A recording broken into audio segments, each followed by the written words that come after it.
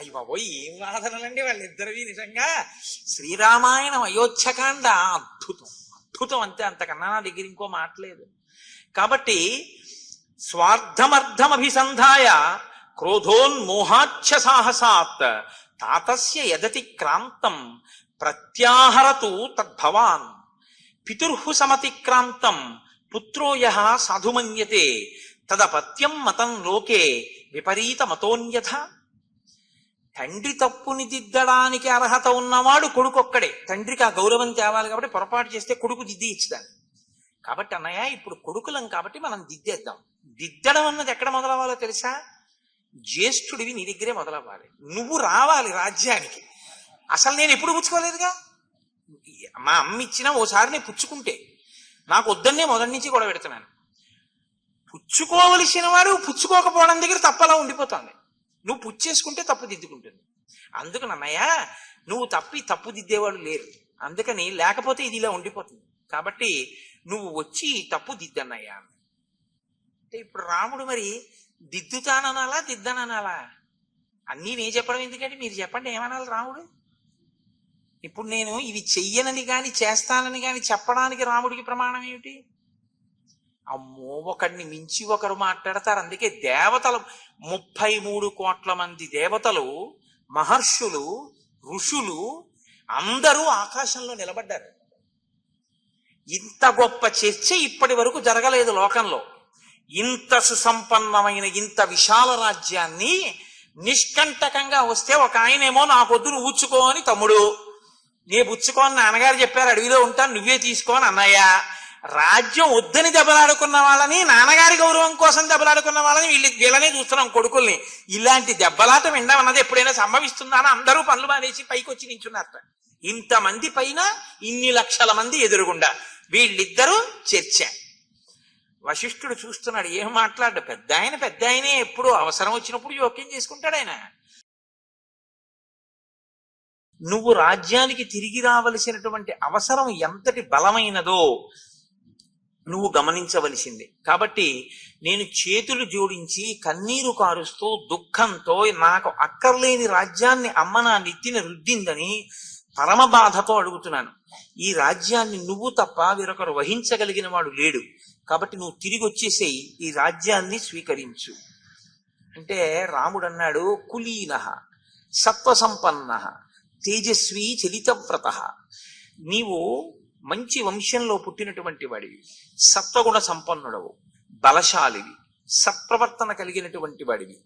ఇటువంటి మంచి గుణములు కలిగినటువంటి నువ్వు ఇలా మాట్లాడడంలో ఏమీ ఆశ్చర్యం లేదు. కనుకనే రాజ్యాన్ని నీకు తండ్రి ఇచ్చినా కూడా నాకొద్దు, నువ్వే రాజ్యం పుచ్చుకో అంటున్నావు. అంతవరకు సరే, కానీ నేను ఒక్క మాట చెప్తాను, జాగ్రత్తగా విను. నదోషం తయి పశ్యామి సూక్ష్మమప్యరిసూదన నచాపి జననీం బాల్యాత్ త్వం విగర్హితుమర్హసి. మీ అమ్మని నువ్వు పదే పదే విమర్శిస్తున్నావు, మీ అమ్మని నింద చేస్తున్నావు. మా అమ్మ రాజ్యం పుచ్చుకుంది, మా అమ్మ రాజ్యం పుచ్చుకుంది అని. నేను నీతో ఒక మాట చెప్తాను, బాగా గమనించు. అసలు మీ అమ్మ చేసిన దాంట్లో లేదా మన అమ్మ చేసిన దాంట్లో నాకు లేశమాత్రం కించిత్ దోషం కూడా నాకెక్కడా కనపట్టలేదు. ఎందుకు కనపట్టలేదు అంటావేమో. నువ్వు రాజ్యానికి తిరిగి రావడం ఇష్టం లేక కైకమ్మ చేసినటువంటి పని సమర్థిస్తున్నాను అనుకుంటున్నావేమో. నేను నీతో ఒక ధర్మ సూక్ష్మం చెప్తాను, నువ్వు బాగా ఆలోచించు. కామకారో మహాప్రాజ్ఞ గురూణాం సర్వదా నఘః ఉపపన్నేషు దారేషు పుత్రేషు చ విధీయతే. తల్లి, తండ్రి, గురువు, ఈ ముగ్గురు అత్యంత గౌరవనీయమైనటువంటి వ్యక్తులు.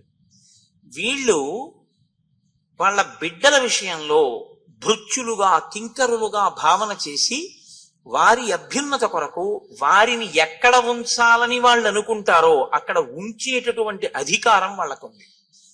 మనం ఎక్కడ ఉండాలనుకుంటున్నామో అక్కడ వాళ్ళు ఉంచాలని మనం కోరకూడదు. వాళ్ళు మనం ఎక్కడ ఉంచుదాం అనుకున్నారో అక్కడ మనం ఉండడం మనకి శ్రేయస్కరం. అది ధర్మ సూక్ష్మం. వాళ్ళు చెప్పినది మనం వినాలి. కాబట్టి ఇప్పుడు మీ తల్లి కైకమ్మకి కానీ, నా తండ్రి దశరథ మహారాజు గారికి కానీ స్వతహాగా ఒక అధికారం ఉంది. మీ అమ్మ నువ్వు ఎక్కడుండాలో, ఏం చెయ్యాలో, ఎలా ఉండాలో కోరుకునేటటువంటి అధికారం, శాసించే అధికారం మీ తల్లిగారికి ఉంది. అలాగే నేనెక్కడుండాలో, ఏం చెయ్యాలో చెప్పేటటువంటి అధికారం మన తండ్రి గారికి ఉంది. తప్ప ఇవాళ నీకు రాజ్యం ఇష్టం లేదు, నీకు రాజ్యం ఇష్టం లేదు కాబట్టి నన్ను రమ్మని ప్రార్థన చేస్తున్నావు. నీకు రాజ్యం ఇష్టం లేదన్నది ప్రధానమా, నిన్ను రాజ్యాల్లో తండ్రి కూర్చోపెట్టాడన్నది ప్రధానమా? నీకు రాజ్యం ఇచ్చింది ఎవరు? నువ్వు కాదు, నువ్వు పుచ్చుకోలేదు, తండ్రి ఇచ్చాడు.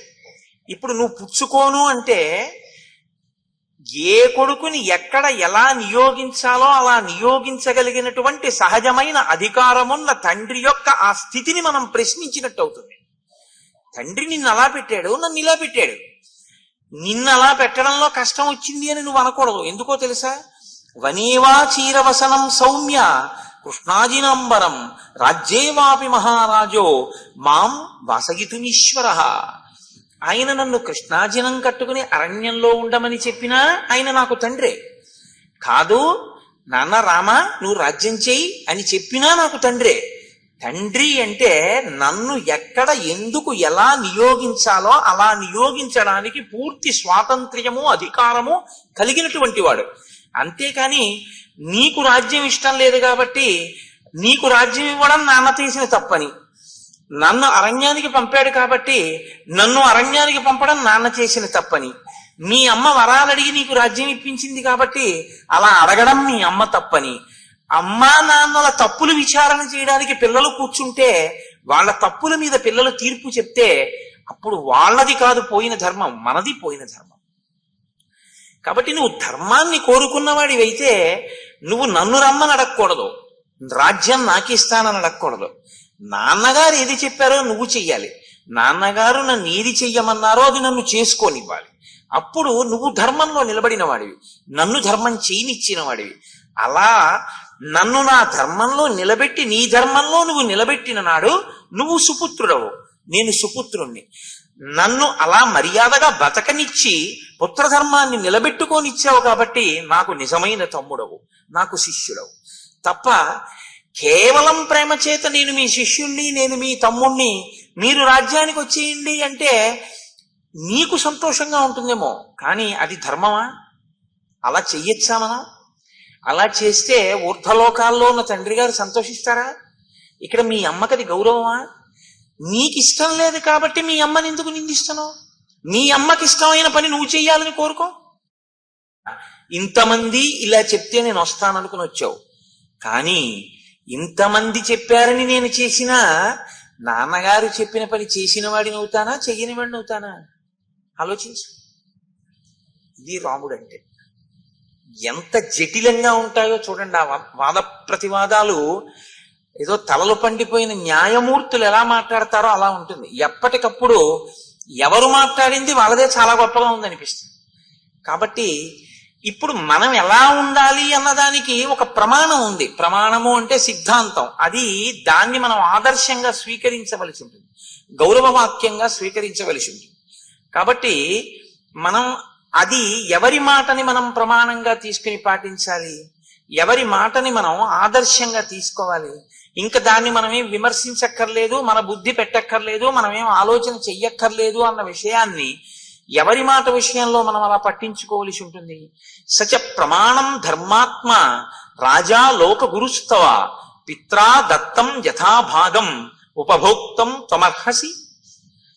నీకు చెప్పడానికైనా అధికారం ఉన్నవాడు ఒక్కడే ఉన్నాడు. ఇలా చెయ్యి అంటే అది మనకి ఉపయుక్తమా ఉపయుక్తం కాదా అని మన వైపు నుంచి ఆలోచన చెయ్యడం కాకుండా, ఎవరు చెప్తే నువ్వు చేస్తే ధర్మం అవుతుందో, ఎవరు చెప్తే నేను చేస్తే ధర్మం అవుతుందో వాడు తండ్రి ఒక్కడే. తండ్రి చెప్పినదే ధర్మం. తండ్రి గారు ఏం చెయ్యమంటే అది చెయ్యడమే పుత్రుడి ధర్మం. తండ్రి గారు చెప్పింది నాకు ఇందుకు పనికిరాదండి అని చెప్పడం పుత్రధర్మం కాదు, తండ్రికి తెలుసని భావించడం పుత్రధర్మం. కాబట్టి ఇప్పుడు తండ్రి ఏం చేశాడు? నిన్ను రాజ్యమునందు నియుక్తుణ్ణి చేశాడు, నన్ను 14 సంవత్సరములు అరణ్యవాసం చెయ్యవలసిందని ఆదేశించాడు. ఇప్పుడు ధర్మం అన్న మాటకు అర్థం ఏమిటి? నేను అరణ్యవాసం చెయ్యడం, నువ్వు రాజ్యాన్ని పాలించడం. ఇప్పుడు మన ఇద్దరికి ప్రమాణం ఏమిటి? మీరు ఎలా చేశారు అని ఎవరైనా అడిగితే మనం ఏం చెప్పాలి? మా తండ్రి గారు చెప్పారు, మేము చేశామని చెప్పాలి తప్ప ఇంతకు ముందు ఎప్పుడో ఏదో జరిగింది, దాన్ని మా నాన్నగారు చేయలేదు, అందుకని మా నాన్నగారికి తప్పు, అందుకని మేము ఇలా మార్చేసుకుంటున్నామని మనం అనొచ్చా? అప్పుడు మంది తప్పు, నాన్నగారిది కాదు. అంటే మనకి పనికొచ్చేటట్టుగా మనకి ఏవి ఇష్టమో అవి ఆయన నోటి వెంట వస్తే ఆయన ధర్మాత్ముడు.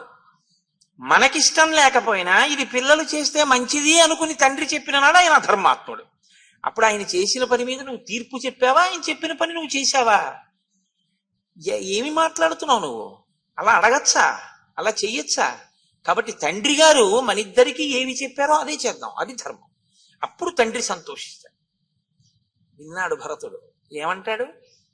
కాబట్టి అన్నాడు, ఇప్పుడు అప్పటికి ఆ రోజు సభ పూర్తయింది, బాగా చీకటి పడిపోయింది. మరునాడు మళ్ళీ కూర్చున్నారు. వచ్చిన ప్రయోజనం ఇదని రాముడికి తెలుసు, వచ్చిన ప్రయోజనం ఇదని భరతుడికి తెలుసు, ఇన్ని లక్షల మందికి తెలుసు. మళ్ళీ ఇంతమంది కూర్చున్నారు. సాంత్వితా మామికా మాత దత్తం రాజ్యం ఇదం మమ తద్దదామి తవైవాహం భుంచ్వ రాజ్యం అకంటకం. మళ్ళీ మొదలు పెట్టాడు భరతుడు. నువ్వు మా తల్లిగారిని తృప్తిపరచడం కోసమని మా తండ్రి గారు లేదా మన తండ్రి గారు రాజ్యాన్ని కైకమ్మ ద్వారా నాకు సంక్రమింపచేశారు. ఇప్పుడు నాన్నగారు చెప్పింది నువ్వు చెయ్యాలని కదా నువ్వు అన్నావు. కాబట్టి నాన్నగారు చెప్పిన ప్రకారం రాజ్యం అమ్మ వలన నాకు వచ్చింది, నేను అడగలేదన్నయ్య. ఆ మాట మీరు పట్టుకోవాలి, ఎంత చెప్పినా అది వదలడు భరతుడు. సాంత్విత మామికా మాత దత్తం రాజ్యం ఇదం మమ. కాబట్టి ఇప్పుడు రాజ్యం నాదే, నాకు వచ్చింది. నేనేం చేస్తున్నానో తెలుసా? నీకు ఇచ్చిన రాజ్యం నువ్వు తీసుకోని కదా నువ్వు అన్నావు. నాన్నగారి మాట గౌరవించాను, నేను తీసుకున్నాను, నాదే రాజ్యం. తద్దదామి తవైవాహం, నీకు ఇచ్చేస్తున్నాను. భుంచ్వ రాజ్యం అకంటకం, ఇప్పుడు అకంటకంగా ఇప్పుడేమిటి నీకు బాధ? ఇప్పుడు తీసుకో. నాన్నగారి మాట నేనేం కాదనలేదే, నా మాట నువ్వు కాదనకూడదుగా. తమ్ముణ్ణి శిష్యుణ్ణి ప్రార్థిస్తున్నానుగా, ఇంతమంది ప్రార్థిస్తున్నారుగా, మరి ఇంతమంది ప్రార్థన అంగీకరించడం నీకు ధర్మమేగా. నేను అంగీకరించానుగా నువ్వు చెప్పిన మాట. నాన్నగారు ఇచ్చారు, తీసుకున్నాను, నీకు ఇచ్చేస్తున్నాను. ఇప్పుడు భుంచ్వరాజ్యం అకంటకం. అలా కాదు, నువ్వే ఉంచుకో. అదేమిటి నాకెందుకు ఇచ్చేయడం? ఏదో నేను లేనివాడినో లేకపోతే పాపం ఏదో ఇవ్వకపోతే ఎలా బతుకుతాడులే అని ఇస్తున్నాను అనుకుంటున్నావేమో, అందుకు ఇవ్వట్లేదు. నేను ఇది పుచ్చుకుని ఆలోచించాను, ఇది నేను పుచ్చుకుని ఇప్పుడు రాజుగా కూర్చుంటాను అని ఆలోచన వచ్చింది. వస్తే నాకేమనిపించిందో తెలుసా?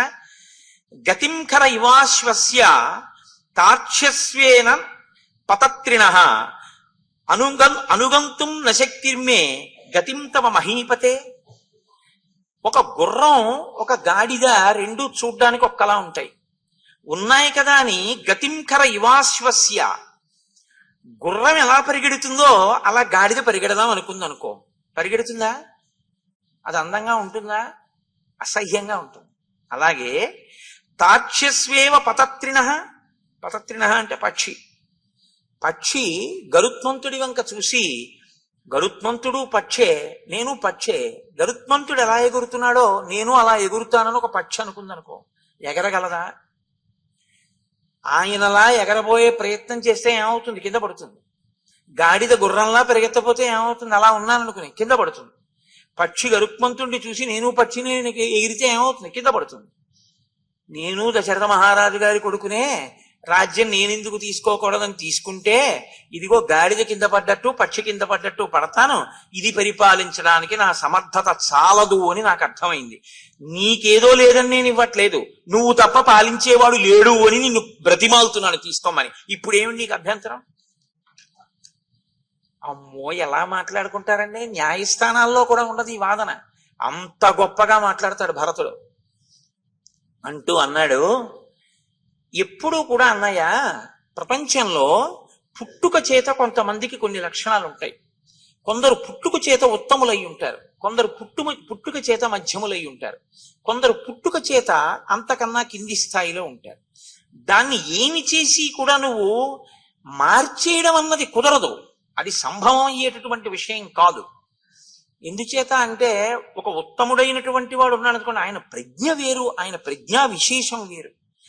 ఆయన ప్రజ్ఞా విశేషం నీకు రావాలి అంటే నువ్వు ఆయనలా నిర్ణయం చేయడం, నువ్వు ఆయనలా ఆ కార్యక్రమాన్ని చెయ్యగలిగినటువంటి దక్షత నీకు ఎప్పుడూ రాదు. ఎందుకంటే ప్రచోదయాత్, ఆయన బుద్ధి యందు గాయత్రికి ఉన్నటువంటి అనుగ్రహం అటువంటిది, అందుకని ఆయన వాక్కుకున్న సమర్థత అటువంటిది, అందుకని అలా నడుస్తుంది ఉత్తముడైన వాడికి. అన్నయ్య నువ్వు ఉత్తముడివి, ఉత్తముడు చేయవలసిన పని చెయ్యకుండా చాలా కింది స్థాయి వాడు చేయవలసిన పని చేస్తే అసహ్యంగా ఉంటుంది. అలా చేయకూడదు. ఉత్తముడు నడిపించాలి. కాబట్టి చాలా మందికి శ్రేయస్సుని ఉత్తముడు కల్పించాలి. ఎందుకంటే ఆ సమర్థత ఆయన యందు ప్రకాశించింది. కాబట్టి ప్రకాశించని వాడు ఏం చేయాలి? తనంత తాను ప్రకాశించలేడు కనుక ఉత్తముడైన వాడిని అనుగమించాలి. అనుగమిస్తే అవుతున్న ఆయన ఫలితాల్ని ఈయనకి కట్టబెడతాడు తీసుకొచ్చి. కాబట్టి అన్నయ్య పుట్టుకతో ఆ స్థితి ఉంది. ఇవాళ నీకు రాజ్యం ఇస్తాను, నేను వెళ్ళి అడుగుతాను అంటే ఇన్ని లక్షల మంది ఎందుకు వచ్చారు? నువ్వు ఉత్తముడవు కనుక. కాబట్టి నీకు రాజ్యం వెళ్ళాలన్నయ్య. ఇప్పుడు నేను ఇవ్వడం, నువ్వు పరిపాలించడం నువ్వు నమ్మకపోయినా, పోనీ అలా అంటున్నావు నువ్వు నాకు రాజ్యం ఇచ్చేయడానికి అని అంటావేమో. నువ్వు ఉత్తముడువు అనడానికి ఇంకింతకన్నా సాక్ష్యాధారం ఏమిటి? కాబట్టి నువ్వు రాజ్యం తీసుకోవాలి, అంతేకాని నేను తీసుకోను అంటే ఏమిటనయ్యా? అలా అనకూడదు, తప్పది. ఉత్తముడు తన ప్రజ్ఞని దాచుకున్నట్టు అవుతున్నప్పుడు. నడిపించవలసిన వాడు నడిపించకుండా కూర్చున్నాడు అనుకోండి, పాడైపోయిన వాళ్ళు పాడైపోవడానికి కారణం ఉత్తముడే అవుతాడు. ఎందుకని? ఆయన నడిపించి ఉంటే ఆ ప్రయోజనాన్ని పొంది ఉండేవాళ్ళు. నువ్వు నడిపించద్దు మమ్మల్ని అన్నారు అనుకోండి, ఆయన ఓ మూలకెళ్ళి కూర్చున్నాడు అనుకోండి, నాకెందుకంటే వాళ్ళు అడగనప్పుడు కూర్చున్నాడు అనుకోండి, తప్పులేదు. ఏమయ్యా నువ్వు మమ్మల్ని నడిపించవయ్యా అని బతిమాలి బామాలి ఏడ్చి తలకొట్టుకుని కాళ్ళ మీద పడినా భీష్మిస్తే వీళ్ళందరూ పాడైపోతే ఎవరిదా పాపం? ఉత్తముడిదే. ఉత్తముడైన వాడు అలా ఎప్పుడైనా చేస్తాడా? చెయ్యడుగా. మరి నువ్వు ఉండిపోతానంటే ఏంటి? నీకు జటలేమిటి, నీకు నార చీరలేమిటి, నువ్వు అరణ్యవాసం ఏమిటి, నీకు తపశ్చర్య ఏమిటి? ఇంద్రుడు దేవతల్ని పరిపాలించినట్టు నువ్వు కోసం ఈ భూమండలాన్ని పరిపాలించాలి. నువ్వు పుట్టిందే అందుకు. నువ్వు అది మానేసి ఇక్కడ కూర్చుంటానంటే ఏమిటన్నయ్యా? నీ స్థితిగతి తగదు, అలా ఉండకూడదు. నువ్వు ఉత్తముడివి, లోకము యొక్క ప్రయోజనాన్ని నువ్వు చూడవలసి ఉంటుంది అంటూ ఆయన అన్నాడు. దశరథుడు రాజ్యం ఇచ్చాడు కాబట్టి నువ్వు అనుభవించని కదా అంటున్నావు. కానీ నేను నీకు ఒక మాట చెప్పనా? ఇవ్వడము అనేటటువంటి దాంట్లో త్రికరణ శుద్ధి ఉండాలి. ఇద్దాము భరతుడికి అన్న లక్షణం దశరథుడికి మొదటి నుంచి ఉంటే నేను పుచ్చుకునేవాడిని. నాన్నగారు అసలు ఎప్పటి నుంచో పాపం రాముడు ఇంత బాగా చేయలేడు, భరతుడికే రాజ్యం ఇద్దాం అనుకుంటే అన్నయ్య నేను పుచ్చుకునేవాడిని. నీకు తెలుసు, నాకు తెలుసు, మా అమ్మలకి తెలుసు, ఈ ప్రజలకి తెలుసు. నిజం చెప్పు, నీకొద్దు నాకు ఇద్దామని మొదటి నుంచి నాన్నగారు అనుకున్నారా? అనుకోలేదు. నువ్వు పెరుగుతుంటే నాన్నగారు ఎలా చూశారో తెలుసా నీ వంక? సయదా పుష్టితో భూత్వా ఫలాని విదర్శయేత్ సతాం నానుభవేత్ ప్రీతిం యస్య హేతోః ప్రరోపితః ఏషోపమా మహాబాహో తమర్థం నేత్తుమర్హసి యది త్వస్మాన్ వృషభో భర్తా భృత్యాన్న షాధి. ఒకడు ఒక గొప్ప చెట్టును ఒకదాన్ని తీసుకొచ్చాడు. చెట్టుని తీసుకురావడం అంటే ముందు కాయలు పళ్ళు ఉన్న చెట్టుని తెచ్చేవాడు పెరట్లో పాతుకోడు కదండి. ఒక మంచి కొత్తపల్లి కొబ్బరి అని వస్తుంది మా తూర్పుగోదావరి జిల్లాలో. చాలా గొప్పగా ఉంటుంది ఆ పండు, మామిడి పండు. ఆ కొత్తపల్లి కొబ్బరి మామిడి పళ్ళు మనం పండించుకుందాం అనుకున్నాడు అనుకోండి ఒక ఆయన. కొత్తపల్లి కొబ్బరి మామిడి పళ్ళతో ఉన్న చెట్టుని పెరికి తెచ్చి వేసుకోడు, ఆ మొక్క తెచ్చి పొలంలో వేస్తాడు. ఆ మొక్క తెచ్చి పొలంలో వేసి రోజు దాని వంక చూసి, ఒరే దీని చుట్టూ ఏదైనా కట్టండ్రా, కంచె కట్టండ్రా, ఏమైనా పశువులు తినేస్తాయేమో అంటాడు. ఒరే రోజు నీళ్లు పోస్తున్నారా అంటాడు. అది రోజు రోజుకి పెద్దదవుతుంటే ఇది పండుతుంది, ఇది పండిస్తుంది అంటాడు.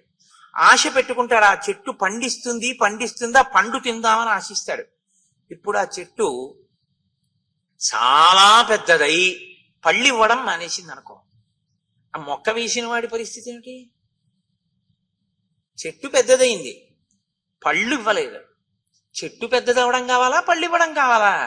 పళ్ళు ఇవ్వడం కోసం పెద్దదవడం కావాలి, కానీ పెద్దదవడం కోసం పెద్దదవడం కోరుకోలేదు ఆ వ్యక్తి వేసినవాడు. అన్నయ్య నువ్వు పెరిగి పెద్దవాడివై రాజ్యాన్ని సుసంపన్నంగా పరిపాలిస్తావనేటటువంటి పళ్ళిస్తావని పెరుగుతున్న మొక్కని చూసినట్టు చూశాడు తండ్రి దశరథుడు. నువ్వు తీరా పెరిగి పెద్దవాడివై పరిపాలన చేయడం అనే పండివ్వకుండా నేను వెళ్ళి అరణ్యంలో కూర్చుంటాను అనడం చెట్టు పళ్ళివ్వకపోవడం లాంటిది. ఇది ఎలా కుదురుతుందన్నయ్యా? దశరథ మహారాజు గారు నాకు రాజ్యం ఇద్దామని మొదటి నుంచి అనుకోలేదు. నిన్ను పెరుగుతుంటే రోజు చూసి ఈ రాముడే యువరాజు అవుతాడు, ఈ రాముడు రాజారాముడు అవుతాడు, ఈ రాముడు నా తర్వాత పరిపాలన చేస్తాడు, ఈ లోకమంతా ఎంత సుఖిస్తుందో అని ఎదురు చూశాడు ఎదురు చూశాడు ఎదురు చూశాడు. ఇప్పుడు చెప్పు, నాకు ఇద్దామనుకున్నాడా నాన్నగారు? అనుకోలేదు. మరి ఎందుకు ఇచ్చాడు? మా అమ్మ నిగ్రహించింది కాబట్టి ఇచ్చాడు. ఇప్పుడు ఇచ్చాడు ఇచ్చాడు అని నువ్వు అంటున్నావే, అది ఇవ్వాలని ఇచ్చింది కాదు అన్నయ్య, ఇవ్వకుండా ఉండడం తప్ప మార్గం లేక ఇచ్చింది. కాబట్టి ఇప్పుడు నిజంగా ఆయన ఎప్పుడు సంతోషిస్తాడు? ఇవ్వకుండా ఉండడం తప్ప మార్గం లేని రీతిలో ఆయనని బలవంతం చేసి ఏ తల్లి నాకు ఈ రాజ్యాన్ని ఇప్పించిందో ఆ తల్లే వచ్చింది కాబట్టి దాన్ని నేను నీకు ఇచ్చేస్తే ఇప్పుడు నువ్వు పుచ్చుకుని పరిపాలిస్తే ఆయన ఇక్కడ లేకపోయినా ఎక్కడో ఉన్నా అమ్మయ్యా నా రాముడు రాజయ్యాడని సంతోషిస్తాడు, వీళ్ళందరూ సంతోషిస్తారు. అంతేకాని నేను రానయ్యా, నేను అడవిలోనే కూర్చుంటాను, ఇదే ధర్మం నాన్నగారు చెప్పారంట ఏమిటనయ్యా? నాన్నగారు చెప్పింది త్రికరణ శుద్ధిగా అలాగా చెప్పింది, అలా అనలేదుగా. కాబట్టి రాజ్యం తీసుకోవాలి. ఇప్పుడు ఎలా వచ్చాడో చూడండి భరతుడు. అంటే రాముడు అన్నాడు, నాయనా నేను నీకు ఒక మాట చెప్తాను చూడు, ఈ లోకంలో అన్నీ కూడా నశించిపోయేటటువంటివి. ఈ లోకంలో ఉన్నది ఏది కూడా నశించకుండా శాశ్వతంగా ఉండిపోయేది అన్నది ఏది ఉండదు. ఒక భర్త యొక్క భార్య కాని, భార్య యొక్క భర్త కాని, భార్యాభర్తల యొక్క బిడ్డలు కాని, వారి తల్లిదండ్రులు కాని, వారు కట్టుకున్న ఇళ్ళు కాని, వారికి ఉన్న పొలాలు కాని, ఏవైనా కానివ్వండి, అన్నీ ఈ లోకంలో ఏదో ఒక నాటికి నశించిపోతాయి. నశించకపోవడం అనేటటువంటిది ఏది ఉండదు ఈ లోకంలో. పుట్టినటువంటి ప్రతి వ్యక్తి మరణించక తప్పదు, మరణిస్తాడు. కాబట్టి ప్రతి శరీరము వెళ్ళిపోతుంది. దృఢమైన స్తంభములతో ఒక ఆయన ఇల్లు కట్టాడు. ఇల్లు కడితే అది అలా ఉండిపోతుందా? ఉండదు, అది కూడా పడిపోతుంది. లోకంలో పోకడ ఏమిటంటే తథైవ సీదంతి నరా జరామృత్యు వశంగతాః. జర అంటే వృద్ధాప్యము చేత, మృత్యువు చేత గ్రసింపబడతాడు ప్రతివాడు కూడా. ఈ రెండిటి చేత పట్టుకోబడతాడు, పారిపోలేడు. కాబట్టి అందరూ పడిపోతారు. అలాగే నాన్నగారు కూడా శరీరాన్ని విడిచిపెట్టేశారు, నాన్నగారి శరీరం కూడా పడిపోయింది. ఎందుకు చెప్తున్నాడు ఈ మాటలు? ఎంత జాగ్రత్తగా చెప్తాడో చూడండి, ఎక్కడికి వెళ్ళి చెప్తాడో చూడండి. ఆత్మానమనుశోచత్వం కిమన్యమనుశోచసి ఆయుస్తే హీయతే యస్య స్థితస్య చ గతస్య చ. మీరు ఏమీ చేయకుండా అలా నిలబడ్డారనుకోండి, ఏ పనులు జరగవేమో, కానీ మీరు అన్నం తినడం జరగలేదేమో, మీరు నీళ్లు తాగడం జరగలేదేమో, మీరు స్నానం చేయడం జరగలేదేమో, లేకపోతే మీ వలన ఎవరికి ఏమీ ఉపకారం జరగకుండా ఉండిపోయిందేమో, కానీ మీ ఆయుర్దాయం తరిగిపోకుండా మాత్రం లేదు. అమ్మో ఎలా మాట్లాడతాడండి రాముడు? మాట్లాడడం అంటే స్థితస్యచ గతస్యచ. స్థితస్యచ అంటే అలా నిలబడిన, గతస్యచ కదిలిన, ఏం చేస్తున్నా అయిపోతుంటుంది ఆయుర్దాయం. ఆయుర్నశ్యతి పశ్యతాం ప్రతిదినం యాతిక్షయం యవ్వనం ప్రత్యాయంతి గతాః పునర్న దివసాః కాలో జగద్భక్షకః లక్ష్మీస్తోయ తరంగ భంగ చపలా విద్యుచ్చలం జీవితం తస్మాన్ మాం శరణాగతిం కరుణయా త్వం రక్ష రక్షాధున అంటారు శంకర భగవత్పాదులు. సూర్యోదయ సూర్యాస్తమయాల్లో ఆయుర్దాయాన్ని గ్రసించేస్తున్నాడు ఈశ్వరుడు. అయిపోతోంది ఆయుర్దాయం రోజు రోజుకి. కాబట్టి గాత్రేషు వలయః ప్రాప్తాః శ్వేతాశ్చైవ శిరోరుహాః జరయా పురుషో జీర్ణః కిం హి కృత్వా ప్రభావయేత్. ఒకనాడు పటుత్వంగా ఉన్నటువంటి అవయవములను కప్పి ఉన్నటువంటి చర్మం క్రమక్రమంగా ముడతలు పడిపోతుంది, దగ్గరగా అయిపోయి ముడతలు పడుతుంది. శ్వేతాశ్చైవ శిరోరుహాః, తల మీద ఉన్న వెంట్రుకలన్నీ తెల్లబడిపోతాయి. జరయా పురుషో జీర్ణః, వృద్ధాప్యం చేత వ్యక్తి యొక్క శరీరం శిథిలమైపోతుంది. ఇది లోకము యొక్క ధర్మం, దీని నుంచి ఏ మానవుడు తప్పించుకోలేడు. నందం ద్యుతిత ఆదిత్యే నందం త్యస్తమితేరవ ఆత్మనోనావ బుద్ధ్యంతే మనుష్య జీవిత క్షయం. కానీ మనిషి యొక్క పోకడ ఎలా ఉంటుందంటే భరత, సూర్యోదయం అయితే ఇవాళ ఏవో డబ్బులు వస్తాయని సంతోషిస్తాడు, సూర్యాస్తమయం అయితే చీకటి పడింది కాబట్టి మనం కామ సంబంధమైనటువంటి భోగాన్ని పొందవచ్చు అని సంతోషిస్తాడు. సూర్యోదయానికి సంతోషమే, సూర్యాస్తమయానికి సంతోషమే. అసలు సూర్యోదయము సూర్యాస్తమయంలో తన ఆయుర్దాయం పోయిందని మాత్రం ఎవడూ గమనించరు. యథా కాష్టంచ కాష్టంచ సమేయాతాం మహార్ణవే సమేత్య చ వ్యపేయాతాం కాలమాసాద్య కంచన. ఒక సముద్రంలో రెండు కట్టె పుల్లలు కొట్టుకుని వెళ్ళిపోతూ ఒకదాంతో ఒకటి ఇలా చేరి కొంత దూరం వెళ్ళిన తర్వాత ప్రవాహ వేగానికి రెండు కట్టె పుల్లలు విడిపోయి ఒకటి ఇటు ఒకటి అటు వెళ్ళిపోయి, అలా ఎక్కడో ఆవిడ పుడుతుంది, ఎక్కడో ఈయన పుడతాడు. కాల ప్రవాహంలో ఎప్పుడో భార్యాభర్తలని కలుస్తారు, కలిసి వెడుతుంది ఆ జీవితం. కొంతకాలం తర్వాత ఆయనన్నా ముందు ఈవిడన్నా ముందు పడిపోతారు. ఆ తర్వాత ప్రవాహ వేగానికి రెండు కట్టె పుల్లలు విడిపోయి ఒకటి ఇటు ఒకటి అటు వెళ్ళిపోయి, అలా ఎక్కడో ఆవిడ పుడుతుంది, ఎక్కడో ఈయన పుడతాడు. కాల ప్రవాహంలో ఎప్పుడో భార్యాభర్తలని కలుస్తారు, కలిసి వెడుతుంది ఆ జీవితం. కొంతకాలం తర్వాత ఆయనన్నా ముందు ఈవిడన్నా ముందు పడిపోతారు. ఆ తర్వాత రెండో వాళ్ళు పడిపోతారు. కాబట్టి ఈ ప్రయాణంలో వెళ్ళిపోవడం అనేటటువంటిది తథ్యం. కానీ నువ్వొక్కటి జ్ఞాపకం పెట్టుకో, దీన్ని అతిక్రమించలేము అని తెలుసున్నటువంటి దశరథుడు తను యజ్ఞములు చేశాడు, యాగాలు చేశాడు, ఎన్నో చేశాడు. ఎన్ని చేస్తున్నా తనకి లోపల ఏ కోరికలున్నా అన్నిటికన్నా ప్రధానం లోపల ఉన్న కోరికలు ఏవి ఉన్నాయో ఆ కోరికలనిచ్చిన మనస్సు, ఆ శరీరము ఆ జన్మకి పడిపోతే ఆ తర్వాత జరిగే దాంతో సంబంధం లేదు. కానీ ఇది ఉండగా మాత్రం, ధార్మికంగా ఉండకపోతే మాత్రం పరలోకాలు పోతాయని నమ్మాడు. ఎక్కడ పెట్టాడో చూడండి తీసుకొచ్చి. అంటే మీరు బాగా దీన్ని పట్టుకున్నారో లేదో, మీకు నేను ఒక మాట చెప్తే బాగా పట్టుకుంటారు. దశరథుడి కోణంలోంచే చెప్తాను, ఉదాహరణ మీకు తేలిగ్గా ఉంటుంది. దశరథుడు శరీరంతో ఉన్నాడు. దశరథుడు శరీరంతో ఉన్నప్పుడు ఏం కోరుకున్నాడు? రాముడికి రాజ్యం ఇద్దామని కోరుకున్నాడు. భరతుడికి రాజ్యం ఇయ్యంది కైకమ్మ.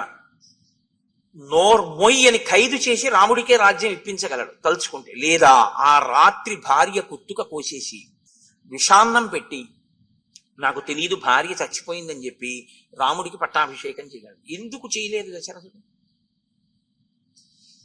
దీంతో అనుభవించేటటువంటి సుఖాలు కొంతకాలమే. ఇది పడిపోవడం సత్యం, ఇది ఉండదు. ఇది పడిపోయిన తర్వాత నీ జీవుడు మాత్రం పోడు, వాడు ఉంటాడు. ఎవడు సుఖ దుఃఖాలని దీన్ని అడ్డు పెట్టుకుని అనుభవిస్తున్నాడు. ఇది ఈశ్వరుడు ఎందుకు ఇచ్చాడో తెలుసా అండి? లోపలి జీవుడు పాపపుణ్య ఫలితములను అనుభవించడానికి ఒక ఉపకరణం ఉంటే తప్ప అనుభవించలేడు, అందుకిచ్చాడు. ఇప్పుడు ఏసీలో నేను కూర్చుంటే హాయిగా ఉంది, ఏది ఉంటే ఆ హాయి తెలుస్తుంది? ఇది ఉంటే కదండి తెలుస్తుంది, శరీరం ఉంటే కదా. కరెంటు పోయింది, ఏసీ ఆగిపోయింది, బాల్కనీలో కూర్చుంటే వడగాడ్పు కొట్టింది, దుఃఖంగా ఉంది, ఏది ఉంటే తెలిసింది? ఇది ఉంటే తెలిసింది. ఈశ్వరుడు దీన్ని సుఖ దుఃఖములు అనుభవించడానికి ఇచ్చినటువంటి పనిముట్టు. కాబట్టి దీనిలో ఉన్న జీవుడు ఏది కోరుకున్నా ఆ కోరికని తీర్చే ప్రయత్నం చేసి దానివల్ల సుఖం సత్యం అనుకుంటే పడిపోయిన తర్వాత తీర్పు చెప్పేవాడు ఉంటాడు. దాంతో నువ్వు ధర్మం చేయలేదుగా అంటాడు ఆయన. అని ఊర్ధ్వలోకాలు ఇవ్వడు, నరకంలోకి తోసేస్తాడు. అప్పుడు చాలా బాధగా ఉంటుంది. అందుకని నాన్నగారు ఏం చేశాడో తెలుసా? తెలివైన వాడు. తన లోపల కోర్కెలు ఏమున్నా ఆ కోర్కెలు తీర్చుకునే ప్రయత్నం చేయలేదు, ధర్మం ఏదో అదే చేసే ప్రయత్నం చేశాడు. నాన్నగారు చేసిన గొప్ప పని అది. ఇది నాన్నగారు పట్టుకున్నారు, ఈ శరీరం ఉండదు అని తెలుసుకున్నాడు. అందుకని శరీరంతో ఉన్నప్పుడు ధర్మమే చేశాడు తప్ప తను లోపల కోరుకున్నది చేయలేదు. సాధారణంగా వ్యక్తి ఏం చేస్తారంటే తనకి లోపల ఏ కోరిక పుట్టిందో ఆ కోరిక తీర్చుకోవడానికి దీన్ని వాడుకుంటాడు.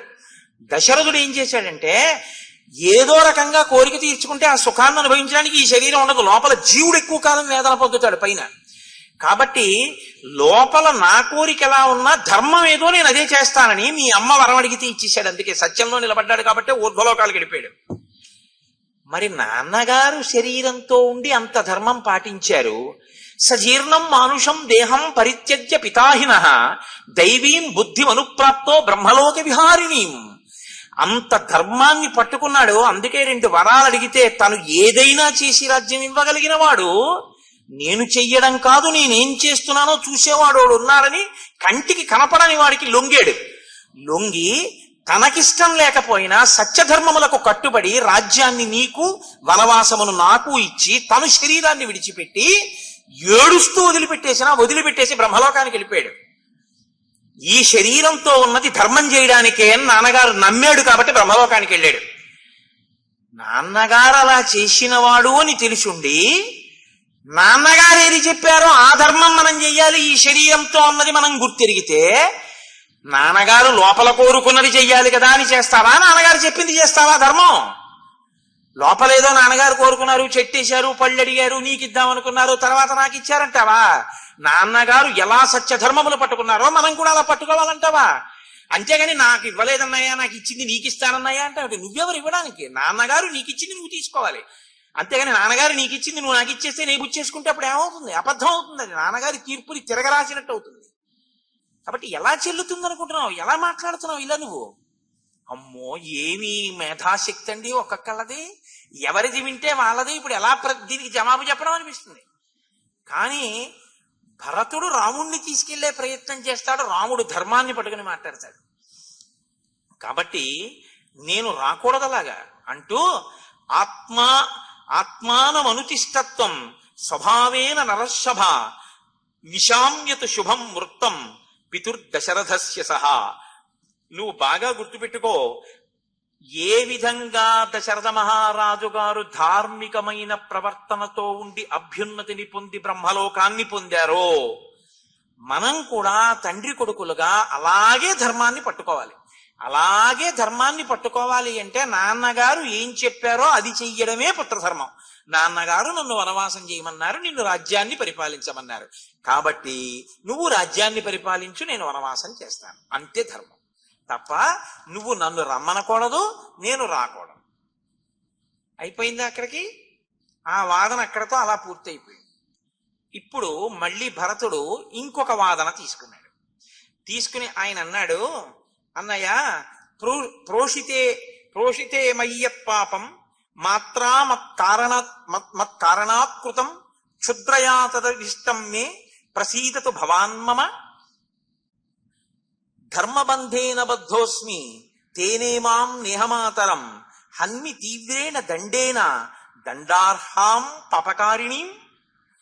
రాజ్యాన్ని దశరథ మహారాజు గారు నాకు ఇచ్చారు అన్న మాట పరమసత్యమే అన్నయ్య. నాన్నగారు తనంత తానిచ్చారా, లేకపోతే నాన్నగారు నాకు రాజ్యం ఇవ్వడంలో మధ్యలో ఎవరైనా ఉన్నారా? ఉన్నారు. ఎవరున్నారు? ఒక పాపచారిణి ఉంది, పాపం చేసిన ఆవిడ ఉంది. ఎందుకు పాపచారిణి అని అంటున్నానో తెలుసా? ఇచ్చేవాడు ఇద్దామనుకున్నా పుచ్చుకునేవాడికి పుచ్చుకుందామన్న కోరిక ఉండాలా, అప్పుడేగా ఇవ్వడం పుచ్చుకోవడం పూర్తవుతుంది. మీరు నాకు 100 రూపాయలు ఇద్దాం అనుకున్నారండి, నేను పుచ్చుకుంటే కదా మీరు ఇవ్వడానికి. నేను పుచ్చుకోనంటే మీరు ఎలా పుచ్చుకుంటారు? నేను పుచ్చుకుంటానో పుచ్చుకోనో తెలియకుండా నేను ఇస్తాను లేండని పుచ్చుకున్నారు అనుకోండి ఇంకో ఆయన, ఇప్పుడు ఆయన పాపం చేసిన వాడా కాదా? ఇప్పుడు నేను వద్దన్నాను అనుకోండి, ఆయనకని ఇచ్చేసాను నేను ఎలా తీసుకుంటానన్నారు అనుకోండి, ఇప్పుడు మధ్యలో తీసుకున్న 100 రూపాయలు ఏమవుతుంది? దానికి ఎవడు బాధ్యత? నేను ఎప్పుడన్నా రాజ్యం అడిగానా? నీకు రాజ్యం ఇవ్వద్దని నాన్నగారితో చెప్పానా?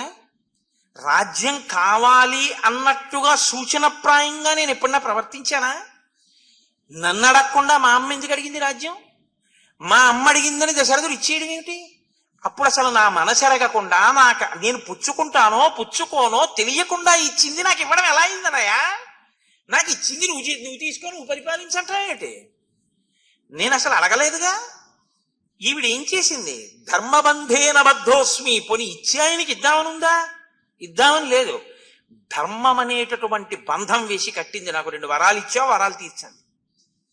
తేనేమాం నేహమాతరం. మా అమ్మ అలా గట్టిగా బంధించింది. హన్మి తీవ్రేణ దండేన దండార్హం పాపకారిణీం. అలాంటి తప్పు పని చేసిన మా అమ్మ శిక్షార్హురాలు. నేను పుచ్చుకుంటానో పుచ్చుకోనో, రాజ్యము మీద అనురక్తి ఉందో లేదో నన్ను ఒక మాట అడగకుండా భరతుడికి రాజ్యం ఇయ్యని అడగడానికి ఆవిడెవరు? అదేం రూపాయి కాసు కాదు, లేకపోతే మిఠాయిండ కాదు, పోన్లే ఈయన పుచ్చుకోపోతే ఇంకోటికి ఇచ్చేద్దాం అనడానికి రాజ్యం అన్నయ్య. ఆవిడ ఎలా అడిగింది అసలు? అలాగా అడిగితే మాత్రం అన్నయ్య నేను ఇలా అన్నానని అనుకోవద్దు, నేను ఏమైనా అంటే నువ్వు కోప్పడతావు, సభాముఖంగా అసలనను తాతం నమ పరిగర్హేయం దైవతం చేతి సంసది నాన్నగారు దేవుడు, నేను కాదన్ను మహానుభావుడు, బ్రహ్మలోకానికి వెళ్ళాడు. అందుకే ఎందుకని చనిపోయిన వాడి గురించి తప్ప అసలు మాట్లాడకూడదు, తండ్రిని అసలు మాట్లాడకూడదు. కాబట్టి నాన్నగారు మహాత్ముడు, ఇంకంతకన్నా నేనేం మాట్లాడను. కానీ అన్నయ్య ఓ దోషం ఉంది కదా, మంత్రులను అడగలేదు, నన్ను అడగలేదు. ఎరా మీ అమ్మ నీకిమ్మంటోంది రాజ్యం, పుచ్చుకుంటావా అని నన్ను ఒక మాట అడిగుంటే ఎలా ఉండేదో. ఏమయ్యా ఈవిడ రాజ్యం భరతుడికి ఇచ్చేయమంటోంది, నేను అలా ఇవ్వచ్చా అని మంత్రులను అడిగి ఉంటే ఎలా ఉండేదో, సభను అడిగితే ఎలా ఉండేదో. అసలు ఆయన్ని అడగండి ఎవరైనా అందురేమో, నాకు వద్దని నేను అప్పుడే చెప్తున్నాను. నన్ను అడిగిన వాళ్ళు ఎవరన్నాయా? కాబట్టి ఇప్పుడు ఏమైందంటే, నాకు అక్కర్లేని దాన్ని నేను లేనప్పుడు, నేను మేనమామ ఇంట్లో ఉన్నప్పుడు ఆయన నాకిమ్మని ఈవిడికి ఇచ్చేసేట. నాకు అక్కర్లేని దాన్ని ఈవిడ నువ్వు పుచ్చేసుకోమంటావు, అదేమిటది? నువ్వేమో నన్ను అరణ్యవాసానికి వెళ్ళమన్నారని నువ్వు వెళ్ళిపోయావు. నాకు వద్దు మహాప్రభో అంటే ఆవిడ పుచ్చుకుందని మీరంటున్నారు. ఇది ఆవిడెవరన్నాయా పుచ్చుకోవడానికి? ఇందులో ఎలా పూర్తయింది, అసలు కార్యం ఎలా పూర్తయింది నాకు చెప్పు. ఇప్పుడు కార్యం అవ్వలేదు, తప్పయింది. ఎక్కడ తప్పయిందంటావేమో అన్నయ్య, నువ్వు జాగ్రత్తగా ఆలోచించు. తండ్రి గారి వల్ల తప్పు జరిగిపోయింది. తండ్రి గారు ఉండవలసింది, నన్ను అడగలేదు. అడగకుండా నాకు రాజ్యం ఇచ్చేశాడు. నాకిచ్చాడా అమ్మకి చెప్పాడా ఇచ్చేస్తున్నాను రాజ్యం అని? అమ్మకి చెప్పాడు, నేను పుచ్చుకోను. ఇప్పుడు ఏమైపోతోంది రాజ్యం? మరి నేనే పుచ్చుకోంది, లక్ష్మణుడు పుచ్చుకోడు, శత్రుఘ్నుడు పుచ్చుకోడు. నువ్వు నాకు నాన్నగారు చెప్పిన ధర్మంలో అడవిలో కూర్చుంటున్నావు. మరి ఇప్పుడు ఏమిటి ఈ రాజ్యం పరిస్థితి? ఏం చెయ్యాలి? కోసల రాజ్యాన్ని ఎవరికిద్దాం? నలుగురు కొడుకులుండి రాజ్యాన్ని వదిలేద్దామా? లేకపోతే నా అనుమతి లేకుండా నాకు ఇచ్చిన దాన్ని నా ఇష్టం లేకుండా నేను పరిపాలించిన తర్వాత నా వంశం వాళ్ళు, నా కొడుకులందరూ వస్తారు రాజ్యానికి. పెద్ద పొరపాటు దొల్లిపోలేదు ఇక్ష్వాకు వంశంలో. మరి ఇప్పుడు ఎక్కడొక్కడ దిద్దాలా వద్దా అన్నయ్య? దీన్ని ఎవరు దిద్దాలి? తండ్రి తెలిసో తెలియకో తప్పు చేస్తే కొడుకు దిద్దాలన్నాయా దాన్ని. కాబట్టి నువ్వు దిద్దు, నాన్నగారు సంతోషిస్తారు. అలా వచ్చాడు భరతుడు. అయ్యి బాబోయ్, ఏం వాదనలండి వాళ్ళిద్దరివి. నిజంగా శ్రీరామాయణం అయోధ్యకాండ అద్భుతం, అద్భుతం అంతే, అంతకన్నా నా దగ్గర ఇంకో మాటలేదు. కాబట్టి స్వార్థమర్థమభిసంధాయ క్రోధోన్మోహాచ్ఛ సాహసాత్ తాతస్య యదతి క్రాంతం ప్రత్యాహరతు తద్భవాన్ పితుర్హు సమతిక్రాంతం పుత్రో యః సాధుమన్యతే తదపత్యం మతం లోకే విపరీత మతోన్యథ. తండ్రి తప్పుని దిద్దడానికి అర్హత ఉన్నవాడు కొడుకొక్కడే. తండ్రికి ఆ గౌరవం తేవాలి కాబట్టి పొరపాటు చేస్తే కొడుకు దిద్ది ఇచ్చుదాన్ని. కాబట్టి అన్నయ్య ఇప్పుడు కొడుకులం కాబట్టి మనం దిద్దేద్దాం. దిద్దడం అన్నది ఎక్కడ మొదలవ్వాలో తెలుసా? జ్యేష్ఠుడివి నీ దగ్గరే మొదలవ్వాలి. నువ్వు రావాలి రాజ్యానికి. అసలు నేను ఎప్పుడు పుచ్చుకోలేదుగా. మా అమ్మ ఇచ్చినా ఓసారి నేను పుచ్చుకుంటే నాకు వద్దన్నే మొదటి నుంచి కూడా పెడుతున్నాను. పుచ్చుకోవలసిన వాడు పుచ్చుకోకపోవడం దగ్గర తప్పలా ఉండిపోతుంది. నువ్వు పుచ్చేసుకుంటే తప్పు దిద్దుకుంటుంది. అందుకని అన్నయ్య నువ్వు తప్పు దిద్దేవాడు లేరు. అందుకని లేకపోతే ఇది ఇలా ఉండిపోతుంది. కాబట్టి నువ్వు వచ్చి తప్పు దిద్దన్నయ్యా అంటే ఇప్పుడు రాముడు మరి దిద్దుతాననాలా దిద్దననాలా? అన్నీ నేను చెప్పడం ఎందుకంటే మీరు చెప్పండి ఏమనాలి రాముడు? ఇప్పుడు నేను ఇవి చెయ్యనని కాని చేస్తానని కాని చెప్పడానికి రాముడికి ప్రమాణం ఏమిటి? అమ్మో, ఒకడిని మించి ఒకరు మాట్లాడతారు. అందుకే దేవతలు 33 కోట్ల మంది దేవతలు, మహర్షులు, ఋషులు అందరూ ఆకాశంలో నిలబడ్డారు. ఇంత గొప్ప చర్చ ఇప్పటి వరకు జరగలేదు లోకంలో. ఇంత సుసంపన్నమైన ఇంత విశాల రాజ్యాన్ని నిష్కంటకంగా వస్తే ఒక ఆయనేమో నాకొద్దు నువ్వు ఊచుకో అని తమ్ముడు, నే పుచ్చుకోని నాన్నగారు చెప్పారు అడవిలో ఉంటాను నువ్వే తీసుకోని అన్నయ్య. రాజ్యం వద్దని దెబ్బలాడుకున్న వాళ్ళని, నాన్నగారి గౌరవం కోసం దెబ్బలాడుకున్న వాళ్ళని వీళ్ళనే చూస్తున్నాం కొడుకుల్ని. ఇలాంటి దెబ్బలాట వినడం ఎప్పుడైనా సంభవిస్తుందా? అందరూ పనులు మానేసి పైకి వచ్చి నించున్నారట. ఇంతమంది పైన ఇన్ని లక్షల మంది ఎదురుగుండా వీళ్ళిద్దరూ చర్చ. వశిష్ఠుడు చూస్తున్నాడు, ఏం మాట్లాడు. పెద్ద ఆయనే ఎప్పుడు అవసరం వచ్చినప్పుడు జోక్యం చేసుకుంటాడు ఆయన. కాబట్టి ఇప్పుడు రాముడు అన్నాడు, చిన్నవాడివి నీకేం తెలుసు, నీకు తెలియదు. ఆయన సుమంత్రుడి ద్వారా తెలుసుకున్నాడు. పురా భ్రాతః పితానః స మాతరం తే సముద్వహన్ మాతామహే సమాశ్రౌషీత్ రాజ్యశుల్కమనుత్తమం దైవాసురే చ సంగ్రామే జనన్యై తవ పార్థివః సంప్రహృష్టౌ దదౌ రాజా వరమారాధిత ప్రభుః. నువ్వు ఏమంటున్నావు భరత? నీకు ఇష్టం లేదు, రాజ్యాన్ని రుద్దాడు, వరాలు అడిగింది మా అమ్మ, ధర్మపాశంతో బంధించింది అని కదా అంటున్నావు. అసలు మీ అమ్మ దోషం ఏమీ లేదని, మీ అమ్మ వరాలు అడగడం వల్ల నీకు రాజ్యం లేదని నేను నిరూపిస్తాను. మన నాన్నగారు యవ్వనంలో ఉన్నప్పుడు మీ తాతగారి దగ్గరికి వెళ్ళాడు, కేకయ్యరాజు దగ్గరికి వెళ్ళి కైకమ్మని వివాహం చేసుకుంటానని అడిగాడు. నువ్వో కొన్ని వేల సంవత్సరాల వయసున్న వృద్ధుడివి, నా కూతురో అనేక కళలు నేర్చిన యవ్వనవతి. ఇంత యవ్వనంలో ఉన్న పిల్లని ఇంత వృద్ధుడివి నీకు ఎలా ఇస్తాను? ఒక్క ఒట్టేస్తే ఇస్తానన్నాడు. ఏమిటన్నాడు దశరథుడు? ఈ అమ్మాయికి పుట్టే కొడుక్కి రాజ్యం ఇస్తావా అన్నాడు. ఇస్తానన్నాడు. ఎందుకన్నాడు? కౌశల్యకి సుమిత్రకి ఎలాగో కొడుకులు లేరు కదా అని ఇస్తా అన్నాడు. నీకివ్వలేదు, మీ అమ్మ కడుపున పుట్టే ఎవరికైనా రాజ్యం వచ్చేది. కాబట్టి నువ్వు పుట్టక ముందే నీకు వచ్చింది రాజ్యం, నే పుట్టక ముందే నీకు ఇచ్చేశారు రాజ్యం. ముందు పుడితే ఎంత, వెనక పుడితే ఎంత. ఇప్పుడు నేను ముందు పుట్టే ఉపయోగం ఏంటి? పుట్టక ముందే రాజ్యం ఇచ్చేశాక. కాబట్టి ఇప్పుడు ఏదో పెద్దవాడివి నీకెళ్ళాలి, తప్పు జరిగింది దిద్దమంటాయంటే తప్పు జరగలేదు, మనం పుట్టక ముందే జరిగిపోయిన ఒప్పందం ఇప్పుడు అమల్లోకి వచ్చింది అంతే. కాబట్టి పుట్టక ముందు నాన్నగారు ఇచ్చిన మాటని ఇప్పుడు మనం నిలబెట్టాలి. అంతేకాని ఇప్పుడు ఏదో మీ అమ్మ అడిగితే కొత్తగా ఇచ్చింది అనుకోకు. పిచ్చి తల్లి తెలియదు కాబట్టి మన నాన్నగారు ఇచ్చేసిన మాటనే వరాల రూపంలో ఆవిడ అడిగింది. ఒక రకంగా నాన్నగారు ఇచ్చిన మాట నిలబెట్టుకునే అదృష్టాన్ని అమ్మ కల్పించింది. కాబట్టి ఇప్పుడు నాది కాదు, నాకు అడగడం ఏమిటంటే నీ కోసం మీ అమ్మ అడగలేదు, నువ్వు పుట్టక ముందే మీ తాతగారికి నాన్నగారు మాట ఇచ్చేశారు. కాబట్టి నువ్వు కాదు, భరతుడి బదులు ఇంకొకడు పుట్టినా ఆ పేరుతో కాకపోతే, నువ్వు కాకపోతే ఇంకోడు పుట్టినా, వాడు ఎటువంటి వాడైనా, వాడు ఎంత నీరసం కలిగిన వాడైనా, ఎంత శక్తి విహీనుడైనా వాడికే వెడుతుంది రాజ్యం. ఎందుకంటే నాన్నగారు వరం ఇచ్చేశారు కాబట్టి. కాబట్టి నీకు అన్నమాట వదిలే, కైక కడుపున ఎవరు పుడతారో వాళ్ళది రాజ్యం. ఇక్కడికి వచ్చేటప్పటికి ఇప్పటి వరకు పెద్దవాడు, ఇక్కడ మాత్రం కైక కడుపున పుట్టిన వాళ్ళకి రాజ్యం. ఎందుకంటే నాన్నగారు నేను పుట్టక ముందు, నువ్వు పుట్టక ముందు ఇచ్చిన వరం. నేను కౌసల్య కడుపున ముందు పుట్టడం యాదృచ్ఛికం, కానీ పుట్టినప్పుడే నాకు లేదు రాజ్యం. పెద్దవాడిగా పుట్టినా నాకు రాజ్యం లేదు, ఎందుకంటే మాట ఇచ్చేసి ఉన్నాడు నాన్నగారు. కాబట్టి ఇప్పుడు నాకిష్టం లేనిది అమ్మ పుచ్చుకుంది, నాకు ఇష్టం లేకుండా అమ్మ పుచ్చుకుంది, కాబట్టి అసలు నాన్నగారు తప్పు చేసినట్టయింది. దాన్ని దిద్దమని నువ్వు అంటావేంటి? దిద్దడానికి నేనేవాడు, పుచ్చుకోనడానికి నువ్వేవాడు. పుట్టక ముందే వచ్చేసింది కాబట్టి ఇప్పుడు కొత్తగా దిద్దడానికి మనకు అధికారం ఏం లేదు, మనం పుట్టక ముందు జరిగిన విషయం అది. కాబట్టి ఇప్పుడు దిద్దడం అన్న మాట ఏం లేదు, జరిగిందే దిద్దడం. ఆవిడ వరాలు అడగబట్టి దిద్దబడింది, లేకపోతే నాన్నగారు తప్పు చేసిన వారు అయిపోదురు. కాబట్టి ఇంకా నువ్వు మాట్లాడడానికి ఏం లేదు ఇందులోనూ. నువ్వు చక్కగా బయలుదేరి వెళ్ళి రాజ్యం చేసుకోవడమే. నీకు ఇంకొక మాట చెప్పనా? తండ్రి అనేక మంది కొడుకులు పుట్టాలని కోరుకుంటాడు, చాలా గుణవంతులు కలగాలి అనేక మంది అని కోరుకుంటాడు. ఎందుకు కోరుకుంటాడో తెలుసా? ఒక్క కారణానికి కోరుకుంటాడు. పుత్రుడు అని ఎవరిని పిలుస్తారంటే, కడుపున పుట్టిన అందరినీ పుత్రులని పిలవరు, ఇంతమంది పుత్రులు ఆయనకున్నారు అని పిలవరు. పుత్రుడు అన్న మాట సార్థకత ఎప్పుడు చెందుతుందో తెలుసా అండి? ఇంతమంది పుత్రులు ఆయనకున్నారన్న మాట ఎప్పుడు అనాలంటే ఆయన చనిపోయిన తర్వాత అనాలి. ఎందుకో తెలుసా? రాముడు చూపిస్తున్నాడు ప్రమాణాన్ని.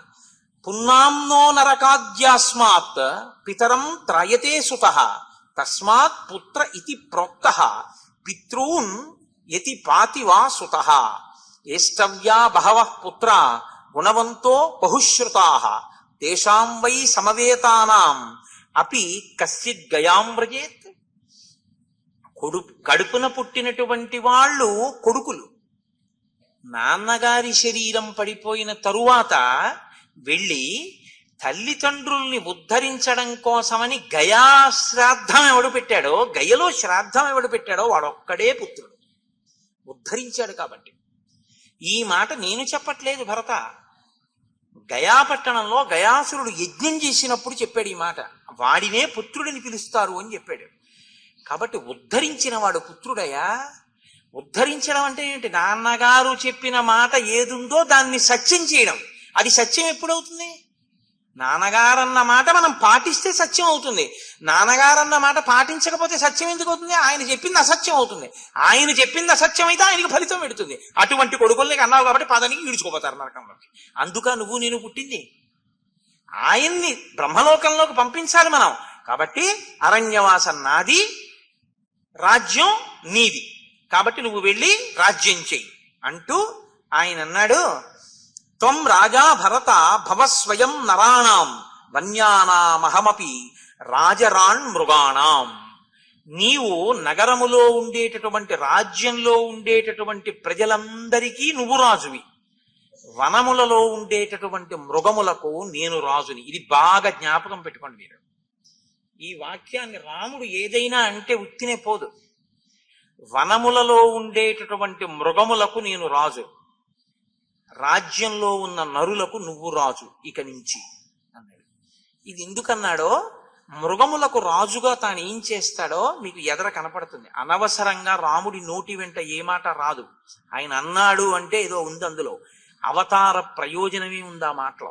చాలా పెద్ద మాట ఆ మాట. ఎందుకన్నాడు అన్నది ఇక్కడ బయలుదేరినటువంటి మాట కిష్కింధకాండలో మళ్ళీ ఇది పైకి వస్తుంది. ఈ మాట కిష్కింధకాండలో పైకి వచ్చినప్పుడు మీకు నేను చెప్తాను. అయోధ్యకాండలో ఎందుకు వచ్చిందో, ఎందుకు మృగముల పట్ల రాజుగా ప్రవర్తించి ధర్మాన్ని నిలబెట్టాడో మీకు అక్కడ నేను చూపిస్తాను. ఏమంటాడు పాపం భరతుడు? ఆయన అన్నాడు, శత్రుఘ్నుడు నీకు తోడుగా ఉంటాడు, లక్ష్మణుడు నాకు తోడుగా ఉంటాడు, మేమిద్దరం అరణ్యవాసంలో ఉంటాం, మీరిద్దరూ రాజ్యపాలనలో ఉండండి, నాన్నగారు పరమ సంతోషాన్ని పొందుతారు. అది బిడ్డలుగా మన ధర్మం. కాబట్టి నువ్వు అలా పరిపాలన చేయి. ఇప్పుడు భరతుడికి ఇంకా నోట మాట రాలేదు. ఇన్ని రకాలుగా వాదిస్తాడండి పాపం. ఏది వాదించినా దానికన్నా గొప్పగా వాదిస్తున్నాడు రాముడు. ఊరుకున్నాడు. జాబాలి అన్న మంత్రి లేచాడు. అంటే ఒకసారి మంత్రుల వంక చూశాడు, నేనే మాట్లాడడమా, మీరు ఎందుకు వచ్చినట్టు, మీరెవరూ మాట్లాడరా అని. జాబాలి అన్న మంత్రి లేచన్నాడు, కహ కస్య పురుషో బంధు కిమాప్యం కస్య కేనచిత్ ఇదేకో జాయతే జంతు ఏక ఏవ వినశ్యతి. ఏమిటయా రామా, ఏమి దశరథుడు కొడుకునంటావు, దశరథుడు చెప్పిన మాట వినాలంటావు, అది ధర్మం అంటావు, ఆ ధర్మం పట్టుకుంటే ఏమిటో ఊర్ధలోకాలు వస్తాయంటావు, నాన్నగారు ఆ ధర్మంలో నిలబడితే బ్రహ్మలోకం వస్తుందంటావు. ఏమిటి మాటలన్నీ?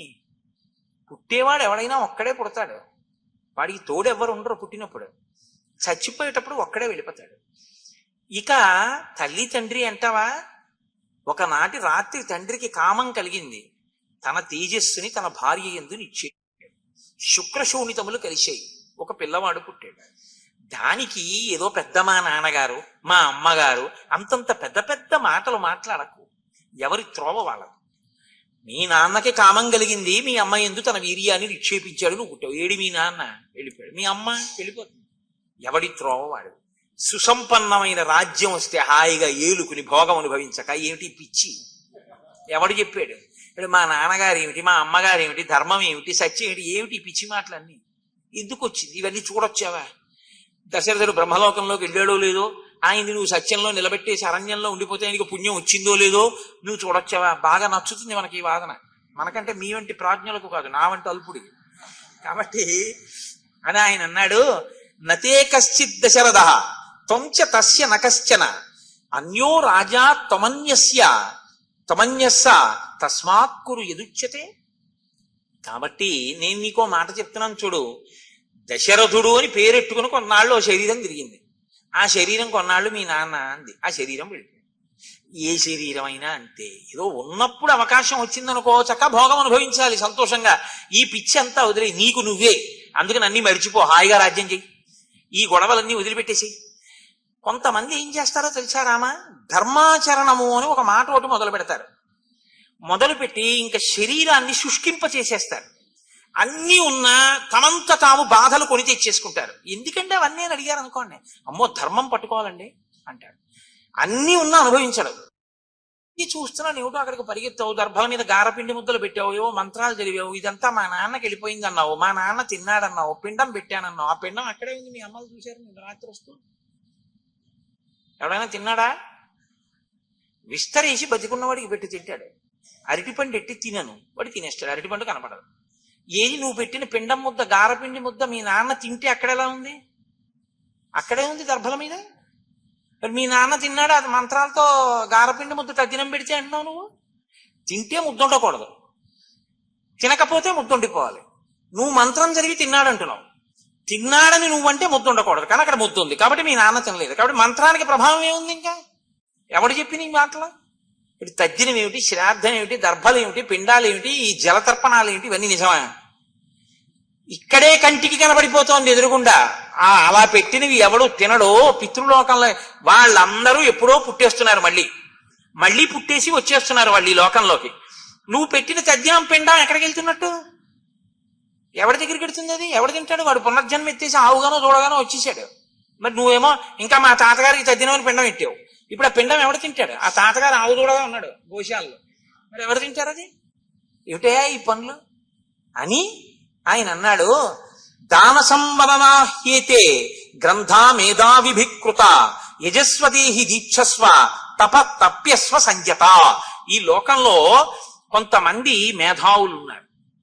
వాళ్ళు ఏం చేశారంటే చాలా తేలిగ్గా డబ్బులు సంపాదించేయడం కోసమని ఇలాంటి పనులు చేస్తే పెద్దవాళ్ళు సంతోషిస్తారని, దేవతలు సంతోషిస్తారని వాళ్ళు కొన్ని మాటలు చెప్పి ఏవో కొన్ని మంత్రాలు తయారు చేశారు.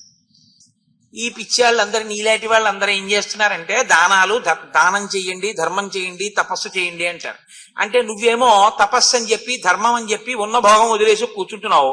కనపడ్డవాడికల్లా తాంబూలాలని చెప్పి డబ్బు ఇచ్చేస్తున్నావు, దానాలు చేస్తున్నావు. వాడు ఏం చేశాడంటే నీలాంటి వెర్రేళ్ల కోసమే ఈ పుస్తకాలు రాశాడు. రాసి వాడు చక్కగా ఏమీ చేయకుండా ఇదొక్కటి జరిగి డబ్బట్టుకుపోతున్నాడు. పోయి హాయిగా సుఖంగా వాడు బతుకుతున్నాడు. నువ్వు కష్టపడి సంపాదించుకున్నది దానం ధర్మం అని నువ్వు ఇచ్చేసుకుంటున్నావు. వాడు నీతో తద్దినం పెట్టించి మీ నాన్నగారు ఇవాళ సంతోషించారని వెళ్ళిపోయాడు. ఏది మీ నాన్నగారు నిజంగా గారపిండి ముద్ద తింటే అక్కడ ఎలా ఉందాయా? మరి తినద్దు, నిజంగా ఎదురుగుండా పెడితే తినాలి. రామా, నేను తెలియక అడుగుతాను, ఈ లోకం నుంచి ఆ లోకంలో వెళ్ళిన వాడికి ఇక్కడ నువ్వు పెట్టిన తద్దిన ముద్ద వాడు తిని కడుపు నిండితే, ఏది ఈ ఊరు నుంచి ఇంకో ఊరు వెళ్ళిన వాడికి కూడా శ్రాద్ధంలాగే ఇక్కడ పెట్టి శ్రాద్ధం పెట్టి వాడి కడుపు నిండుతుందేమో, గర్భాల మీద పెట్టు అడిగాడండి జాబాలి. ఇవాళ లోకంలో ఉన్న వాదనలన్నీ ఆనాడు జాబాలి వినిపించాడు. కాబట్టి ఈ పిచ్చి మాటలన్నీ చెప్పకు. ప్రత్యక్షం ఎత్తదాతిష్ట పరోక్షం పృష్ఠతక్కురు. ఈ కంటికి ఏం కనపడుతోందో అది నమ్ము. ఈ కంటికి కనపడకుండా ఉంది అని చెప్పిన మాటలు ఉన్నాయే అవి నువ్వు నమ్మకు. అంటే రాముడు అన్నాడు, అప్పటి వరకు మామూలుగా ఉన్నాడు రాముడు. కన్నులు ఎరుపు జీరలు ఎక్కి పరమ కోపంతో చూశాట. చూసి నిర్మర్యాదస్తు పురుష పాపాచార సమన్విత మానం నలభతే సత్సు భిన్న చారిత్ర దర్శన. నీవు చూశావా చూడలేదా అని అడుగుతున్నావు. శృతి అని ఒకటి ఉంది, వేదము అని ఒకటి ఉంది, శాస్త్రము అని ఒకటి ఉంది. అవి ప్రమాణ వాక్యములు. అది ఏం చెప్పిందో అది నిజం. నీ కంటికి కనపడలేదు కాబట్టి నిజం అని నువ్వు కాదంటున్నావు. నేను నిన్నొక మాట అడుగుతాను.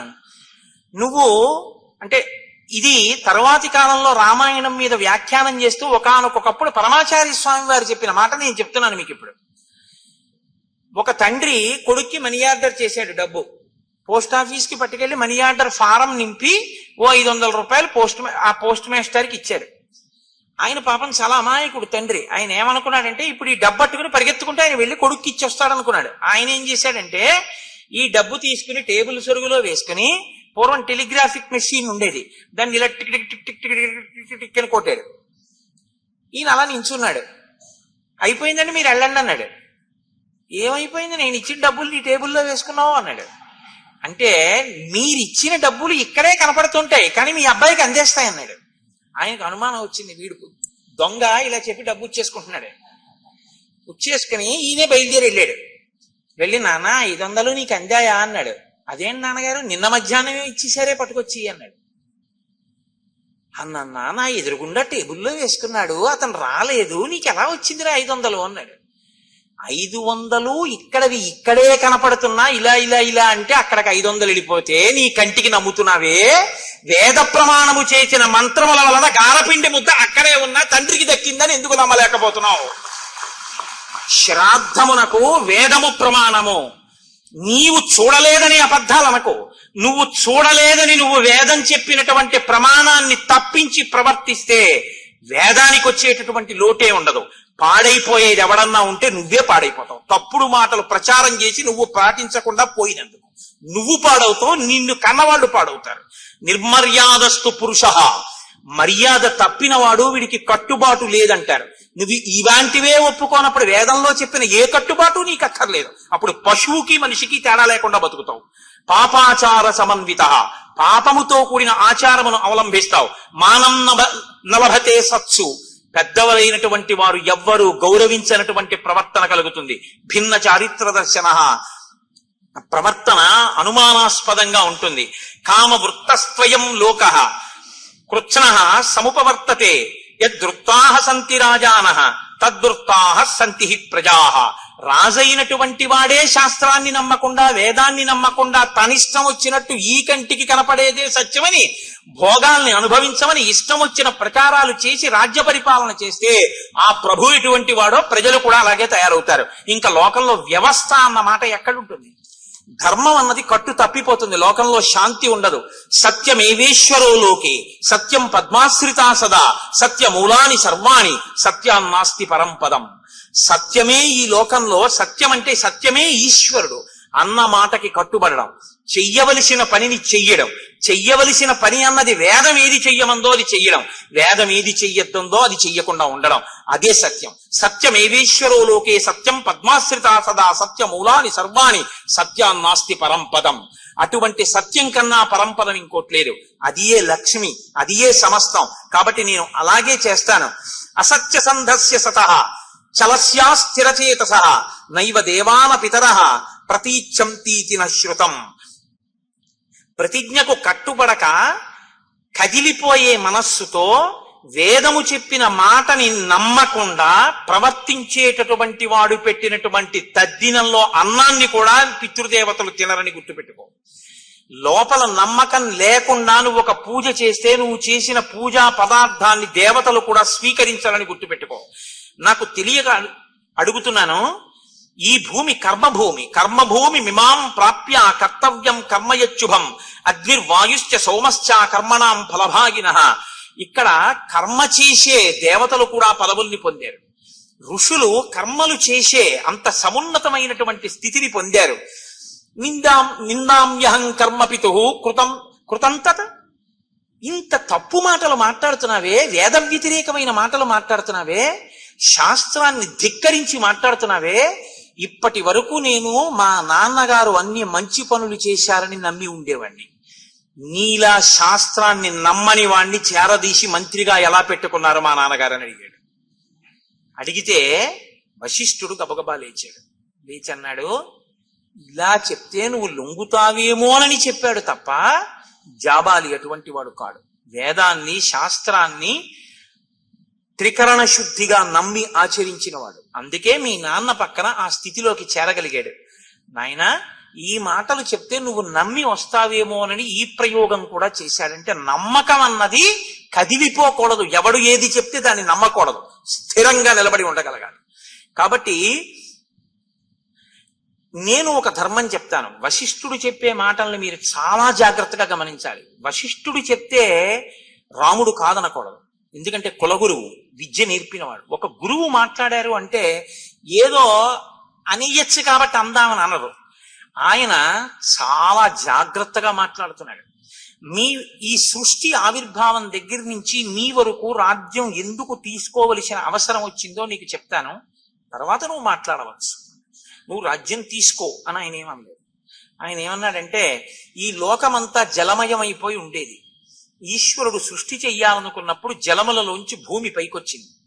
ఆ భూమిని పైకొచ్చినప్పుడు మొట్టమొదట బ్రహ్మదేవుడు ఉన్నాడు. బ్రహ్మదేవుడికి మరీచికి కశ్యపుడు, కశ్యపుడికి సూర్య భగవానుడికి వైవస్వత వైవస్వత మనువుకి ఇక్ష్వాకుకి కుక్షికి వికుక్షికి బాణుడికి అనరణ్యుడికి పృథువికి త్రిశంకుడికి దుందుమారుడు, ఆయనకి యువనాశ్వుడు, ఆయనకి మాంధాత, ఆయనకి సుసంధి, ఆయనకి ధ్రువసంధి, ఆయనకి భరతుడికి అసితుడికి సగరుడికి అసమంజసుడికి అంశుమంతుడికి భగీరథుడికి కాకుత్సుడికి రఘుమహారాజుకి కల్మషపాదుడికి శంఖనుడికి సుదర్శనుడికి అగ్నివర్ణుడు, ఆయనకి శీఘ్రగుడు, ఆయనకి మరువు, ఆయనకి ప్రశుశ్రుకుడు, ఆయనకి అంబరీషుడికి నహుషుడికి నాభాగుడికి అజుడికి దశరథ మహారాజుకి నలుగురు. ఇందులో 2-3 కొడుకులున్న వాళ్లలో కూడా పెద్దవాడే పట్టం కట్టుకున్నాడు. మీ వంశంలో ఆచారంగా వస్తున్నది ఇది అంటే, ఈ సృష్టి మొదలు నుంచి ఇప్పటి వరకు ఉన్న ఆచారం, ఇక్ష్వాకు వంశంలో పెద్దవాడు రాజ్యం చేస్తాడు.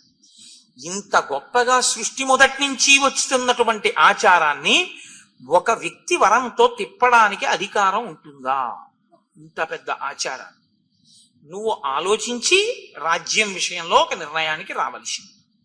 అంటే రాముడు అన్నాడు, ఎప్పుడైనా మనుష్యుడు శిరోధార్యంగా ఆలోచించవలసినటువంటి విషయం ఆచార్యుడు, తండ్రి, తల్లి.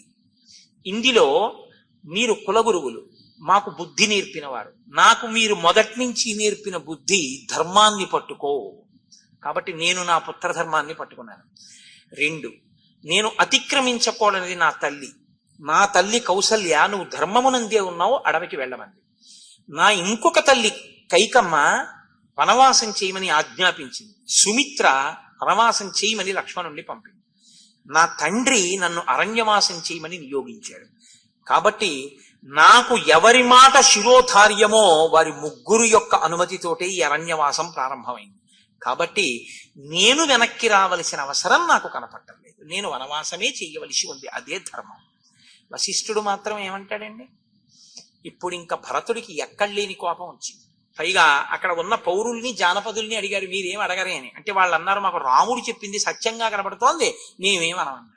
అంటే ఆయనకి కోపం వచ్చి ఆయన ఏమన్నాడంటే, ఇహమే స్థండిలే శీఘ్రం కుశలాస్తర సారథే ఆర్యం ప్రత్యుపవేక్ష్యామి యావన్మేన ప్రసీదతి అనాహారో నిరాలోకో ధనహీనో యథాద్విజ శేష్యే పురస్తాచ్ఛాలయా యావన్ న ప్రతియాస్యతి. నేను ఇక్కడే భరతుడు అలా ఎదురుగుండా కూర్చుని ఉండగా ఈయన ముందు దర్భలు పరుచుకుంటాను. సూతుడా అంటే సుమంత్రుణ్ణి పిలిచి దర్భలు తెచ్చి పరు, నేను ఈ ఎదురుగుండా పడుకుంటాను, నా ముఖం మీద గుడ్డ కప్పేసుకుంటాను. నిరాహారం, నేను ఇంకా అన్నం తిన్నాను. అంటే ఆమరణ నిరాహార దీక్ష మొదలుపెట్టిన వాడు బహుశా భరతుడేనేమో. కాబట్టి నేను ఆమరణ నిరాహార దీక్ష చేస్తాను. దీనితో పాటుగా రాముడు పర్ణశాలలోంచి బయటికి వెళ్ళడాన్ని అనుమతించాను. కాబట్టి నేను అడ్డంగా పడుకుంటాను, నా మించి దాటి వెళ్ళాలి. పిల్లల మించి దాటకూడదుగా, చిన్న వయసున్న వాళ్ళ మించి పెద్ద వయసున్న వాళ్ళు ఎవరి మీద దాటరు. కాబట్టి దాటి వెళ్ళాలంటే ఘొరావు చేసిన వాడు కూడా బహుశా రామాయణంలో మొదట భరతుడేనేమో. Gherao and fast and to death, ఈ 2 భరతుడే ప్రారంభం చేసినట్లు నాకు అనిపిస్తోంది. కాబట్టి ఇలా నేను పడుకుంటాను. రాముడు రాజ్యం పుచ్చుకుంటాడో నా మరణాన్ని కాంక్షిస్తాడో ఆయన ఇస్తామన్నాడు. అంటే రాముడు అన్నాడు నవ్వి, ఉత్తిష్టత్వం మహాబాహో మాంచ స్పృశ తథోదకం. నాయన, నువ్వు చాలా తప్పు మాట మాట్లాడుతున్నావు. తనని తాను రక్షించుకోవడానికి తన భుజబలాన్ని ప్రదర్శించకూడని రీతిలో జన్మించిన బ్రాహ్మణుడి వంటి వాడు బలవంతుడు తన ఐశ్వర్యాన్ని లాగేసుకుని తిరిగి ఇవ్వకపోతే అలా అడ్డంగా పడుకోవచ్చు తప్ప, నువ్వు క్షత్రియుడవు. నేను ధర్మం మాట్లాడితే నువ్వు అధర్మంగా నువ్వు పుచ్చుకోపోతే అడ్డం పడుకుంటాను, నేను నిరాహార దీక్ష చేస్తాను అనొచ్చా? శరీరాన్ని శోషింప చేయకూడదు ప్రకృతికి విరుద్ధంగా. చచ్చిపోయే వరకు అన్నం తిన్ను అన్న మాట చాలా తప్పు. కాబట్టి ఇప్పుడు నువ్వు తప్పు చేశావు కాబట్టి ఆ తప్పుని ఎందు ఉండిపోకూడదంటే ప్రాయశ్చిత్తం చేసుకోవాలి. ప్రాయశ్చిత్తం అంటే ఆ తప్పు పోవడానికి ఇంకో కర్మ చెయ్యాలి. ఏ కర్మ చేస్తే పాపం వచ్చిందో ఆ కర్మ యొక్క పాపం పోవడానికి ఇంకో కర్మ చెయ్యాలి. ఆ కర్మ ఒకసారి లేచి కూర్చుని ఆచమనం చేయి, నన్ను ఒకసారి ముట్టుకో అంటే ధార్మికుణ్ణి ముట్టుకోవాలి. దేవతలు, ఋషులు అందరూ కూడా ఏమన్నారంటే రాముడు చెప్పిందే ధర్మం. మేము ఇటువంటి సభ ఇప్పటి వరకు చూడలేదు, ఇటువంటి కొడుకుల్ని చూడలేదు.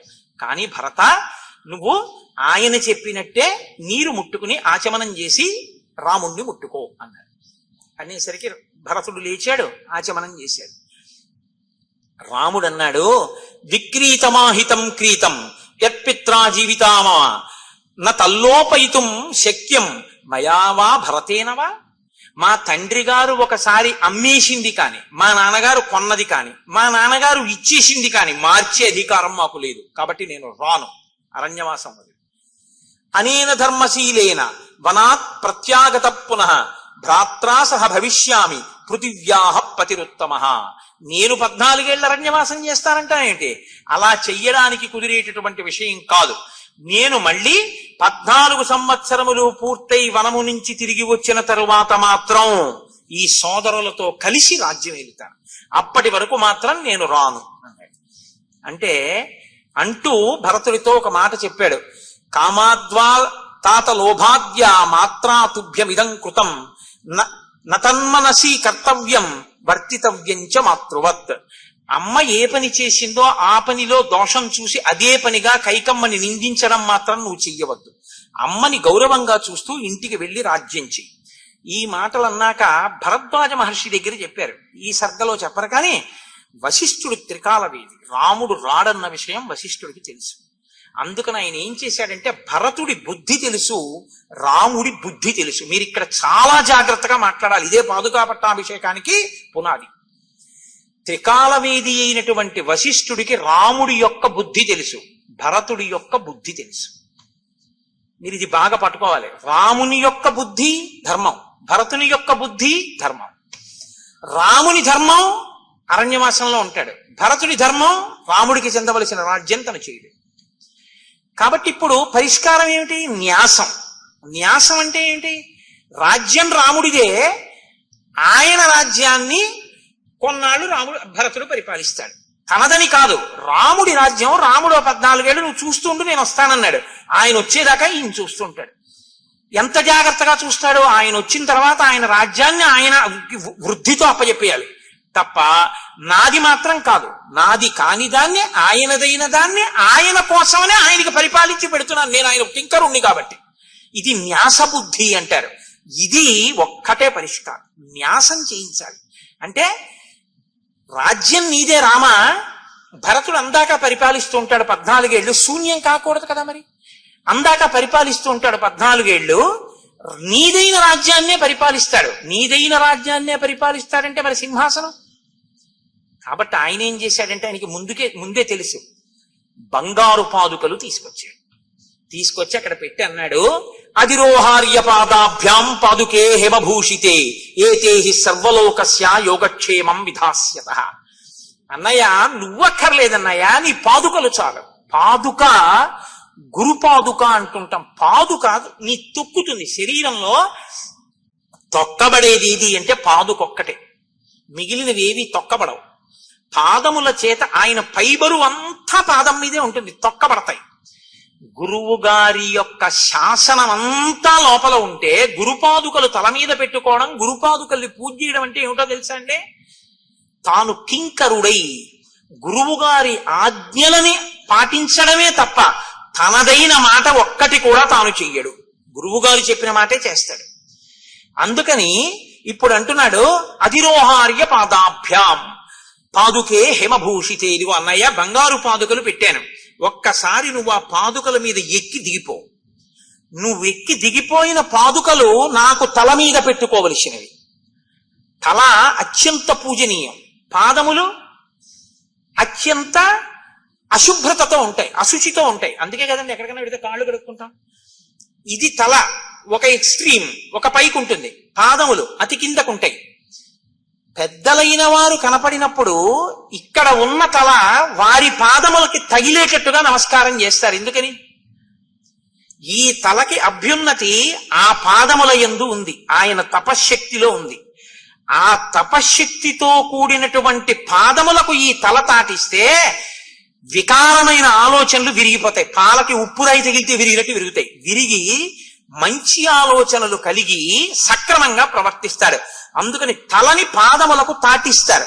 కాబట్టి నీ పాదములే ఎప్పుడూ మాకు కావాలి, వాటికి తల తాటించి నేను పాలించాలి నీదైన రాజ్యాన్ని నమస్కారం చేసి. నీ పాదములు వేరుగా రావు ఇప్పుడు, ఎందుకని నీ పాదములు అరణ్యంలో తిరుగుతున్నాయి. నీ పాదములకు నీ పాదుకలకు అభేదం. కాబట్టి నీ పాదములకు బదులు పాదుకలు తీసుకెడతాను, ఎక్కి దిగిపో. నీ పాదములే నాకు రక్ష. నీ గురుపాదుకలు ఎలాగో అలా. నీవు కూర్చున్నావంటే, రాముడు కూర్చున్నాడు అంటే ఏం చెప్పినా ఎలా చెప్తారు? రామా ఏం చేస్తున్నారు అందరగా? ఆయన పాదాలకు నమస్కారం చేసి పూజనీయుడని మాట్లాడతారు. ఈ పాదుకలు సింహాసనంలో పెడతాను రామా, మీరున్నట్టే సింహాసనంలో ఉంటాయి, నేను పక్కన కింద కూర్చుంటాను. ఏం చేసినా ఏం చేస్తాను ఈ పాదుకలకు చెప్తాను. రామా ఇలా అంటున్నారు, ఇలా చేస్తానైతేనో అంటాను. నాకప్పటికి చెయ్యి అని అనిపిస్తే మీరు నన్ను చెయ్యమని చెప్పినట్టు చెయ్యమని చెప్తాను. వద్దు అనిపిస్తే రాముడు చెయ్యొద్దు అన్నాడు కాబట్టి చెయ్యొద్దని చెప్తాను. నా బుద్ధితో నేనేమీ చేయను, మీకు చెప్తా, మీ పాదుకలకి చెప్తాను. మీ పాదుకలకి చెప్పడం మీకు చెప్పడమే. అలా చేస్తాను. రామా ఒకసారి ఎక్కి దిగండి అన్నాడు. ఎవరు తెచ్చారు ఈ పాదుకలు? వశిష్ఠుడు తెచ్చాడు. కులగురువు తీసుకొచ్చారు.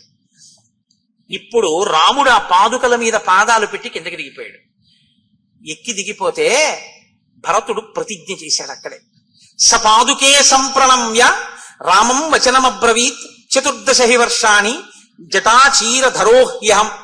జటాచీరధరోహ్యహం ఫలమూలాశనో వీర భవేయం రఘునందన తవాగమనకాంక్షాన్ వసన్ వై నగరాద్బహి తవ పాదుకయోర్ యస్య రాజ్యతంత్రం పరంతప 14 సంపూర్ణే వర్షేహని రఘుత్తమ న ద్రక్ష్యామి యది త్వాం తు ప్రవేక్ష్యామి హుతాశనం. 14 సంవత్సరముల పాటు నేను అయోధ్యలో రాజ్యం చెయ్యను. అయోధ్యలో ఉంటే సింహాసనం ఉంది. ఇప్పుడు సింహాసనం ఖాళీగా ఉండిపోతుంది. నేను అక్కడ కూర్చుంటే రాముడు లేడు రాముడు లేడు రాముడు లేడు అన్న భావనే వస్తుంది. అందుకని నేనేం చేస్తాను, నేను అక్కడ ఉండను. నేను వసన్వై నగరాద్బహి, నగరమునకు బయట ఉంటాను. అయోధ్యకి బయట నందిగ్రామంలో ఉంటాను. అక్కడ ఒక సింహాసనాన్ని పెడతాను. అందులో ఈ పాదుకలు పెడతాను. నాది అని నేను పాలించాను. భరతుడికి రాజ్యం ఇచ్చేశాను, భరతుడు రాజ్యం చేస్తున్నాడని నువ్వు అనకూడదు. నీ రాజ్యాన్ని నువ్వు వచ్చే వరకు నేను చూస్తుంటానంతే. నీదైన దాన్ని నాదిగా చూస్తూ ఉంటాను. నువ్వు రాగానే ఇది నీకు ఇచ్చేస్తాను. ఎన్నేళ్లు చూస్తాను? 14 ఏళ్లు చూస్తాను. 14 సంవత్సరములు పూర్తయిన మరునాటి సూర్యోదయానికి నువ్వు కనపడకపోతే అగ్నిహోత్రంలో దూకేస్తాను. కాబట్టి అన్నయ్య, ఇది మనిద్దరి మధ్య ఒడంబడిక అని అవి తీసుకెళ్లి మొట్టమొదట ఏనుగు యొక్క కుంభస్థలం మీద పెట్టాడు. అంటే మహారాజు పట్టాభిషేకం అవగానే ఏనుగు మీద కూర్చోవాలి కాబట్టి ఏనుగు మీద పెట్టాడు. తర్వాత తీసి రథంలో తాను కూర్చున్నా రథంలో పెట్టలేదు. ఆ పాదుకల్ని తల మీద పెట్టుకుని రథంలో కూర్చున్నాడు. తత శిరచకృత్వాతు పాదుకే భరతస్తథా ఆరురోహ రథం మృష్ట శత్రుఘ్నేన సమన్విత. శత్రుఘ్నుడితో కలిసి శత్రుఘ్నుడిని పక్కన కూర్చోబెట్టుకుని పాదుకల్ని తల మీద పెట్టుకుని రథంలో కూర్చున్నాడు. ఎందుకని? ప్రభువుతో సమానంగా తను కూర్చోకూడదు. రథంలో కూర్చున్నప్పుడు ఎక్కడ పెట్టినా ప్రభువుతో సమానం అవుతుంది. అందుకని రథంలో పక్కన పెట్టుకోలేదు పాదుకల్ని, రథంలో కూర్చుని తల మీద పెట్టుకున్నాడు. అంటే ఆయన ఉన్నతంగా కూర్చున్నారు, నేను ఆయన కింద కూర్చున్నాను కింకరుణ్ణి. ఇప్పుడు ఆ పాదుకలు పట్టుకుని ఇంటికి వెళ్ళాడు. వశిష్ఠో వామదేవశ్చ జాబాలిశ్చ దృఢవ్రత అగ్రత ప్రయుః సర్వే మంత్రిణో మంత్రపూజితా. ఇటువంటి ఋషులందరినీ పిలిపించాడు. నేనింక ఈ అయోధ్యానగరంలో ఉండలేను, బయట ఉన్నటువంటి నంది గ్రామంలో నేను రాజ్యం చేస్తాను. నా తమ్ముడితో కలిసి అక్కడికి వెళ్ళిపోతాను. నేను కూడా జటలు కట్టుకుని సింహాసనం మీద ఈ పాదుకలు పెడతాను. వీటికి తెల్లటి గొడుగుని అలంకారం చేస్తాను. తెల్ల గొడుగు కింద ఈ పాదుకలు ఉంటాయంటే రాముడు సింహాసనం మీద తెల్ల గొడుగు కింద రాజారాముడై కూర్చున్నాడని గుర్తు. నేను రామపాదములకే నమస్కరిస్తున్నానని పాదుకలకు నమస్కరిస్తాను. దీనికే చామరం వేస్తాను, దీనికే ఛత్రం పడతాను. ప్రతి విషయాన్ని పాదుకలకే చెప్తాను, ప్రతి విషయాన్ని పాదుకలకే చెప్పి రాజ్యం చేస్తాను. ఇప్పుడు మీరు బాగా అర్థం చేసుకోండి. పాదుకా పట్టాభిషేకం అన్న మాటలో ఉన్న గొప్పతనం మీకు అర్థమైతే మీకు కాదు, మీ వంశమునకు ఆచంద్ర తారార్కము శ్రీరామ రక్ష. మనం ఒక మాట అంటుంటాం, శ్రీరామ రక్ష 100 ఏళ్ళు ఆయుష్ అంటుంటాం. శ్రీరామ రక్ష అన్న మాట ఎక్కడి నుంచి వస్తుందో తెలుసా అండి? మీరు బయలుదేరండి అయ్యా. పాదుకా పట్టాభిషేకంలో ఉంది ఆ మాట. అది ఎలా వస్తుందో మీకు చెప్తాను, బాగా పట్టుకోండి. అప్పుడు మీరు పాదుకలు తల మీద పెట్టుకుంటే మీకు అనుగ్రహం కలుగుతుంది. ఇప్పుడు పరిపాలిస్తున్నవేవి? పాదుకలు. ఆ పాదుకలు ఎవరివి? రాముడివి. రాముడు రాజ్యం చేస్తున్నాడు. రాముడు చిన్నగా శాసనం చేస్తున్నాడా? రాముడు కూర్చుని అధికార పత్రాల మీద సంతకాలు పెడుతున్నాడా? రాముడు మాట్లాడుతున్నాడా? ఇది చాలా కీలకమైన ఘట్టం. నేను చెప్పే దాని మీద శ్రద్ధ పెట్టండి. రాముడు మాట్లాడుతున్నాడా? రాముడు మాట్లాడు. రాముడు శాసనాల మీద సంతకాలు పెడతాడా? పెట్టడు. రాముడు తీర్పు చెప్తాడా? చెప్పడు. మరి ఎవరు చేస్తారు ఈ పనులన్నీ? భరతుడు చేస్తాడు. కానీ భరతుడు ఎలా చేస్తాడు? నాది రాజ్యం అని చేయడు. ఎవరిది రాజ్యం అని చేస్తాడు? రాముడిది రాజ్యం అని చేస్తాడు. రాముడిది రాజ్యం అయితే మరి రాముడేడి సింహాసనంలో? రామపాదుకలే రాముడు. కాబట్టి రామపాదుకలు అక్కడ పెట్టి రామపాదుకలకి చెప్తాడన్నీ. రామ ఇదిగో ఇలా చేస్తున్నాను, రామ ఇవాళ ఇలా శాసనం చేస్తున్నాను, రామ ఇవాళ ఇలా ఆజ్ఞ ఇస్తున్నాను అని అన్నిటినీ కూడా రామచంద్రమూర్తికే చెప్తున్నానన్న భావనతో ఆ సింహాసనంలో పాదుకలు పెట్టి రాముడికి చెప్తున్నానని చెప్తాడు.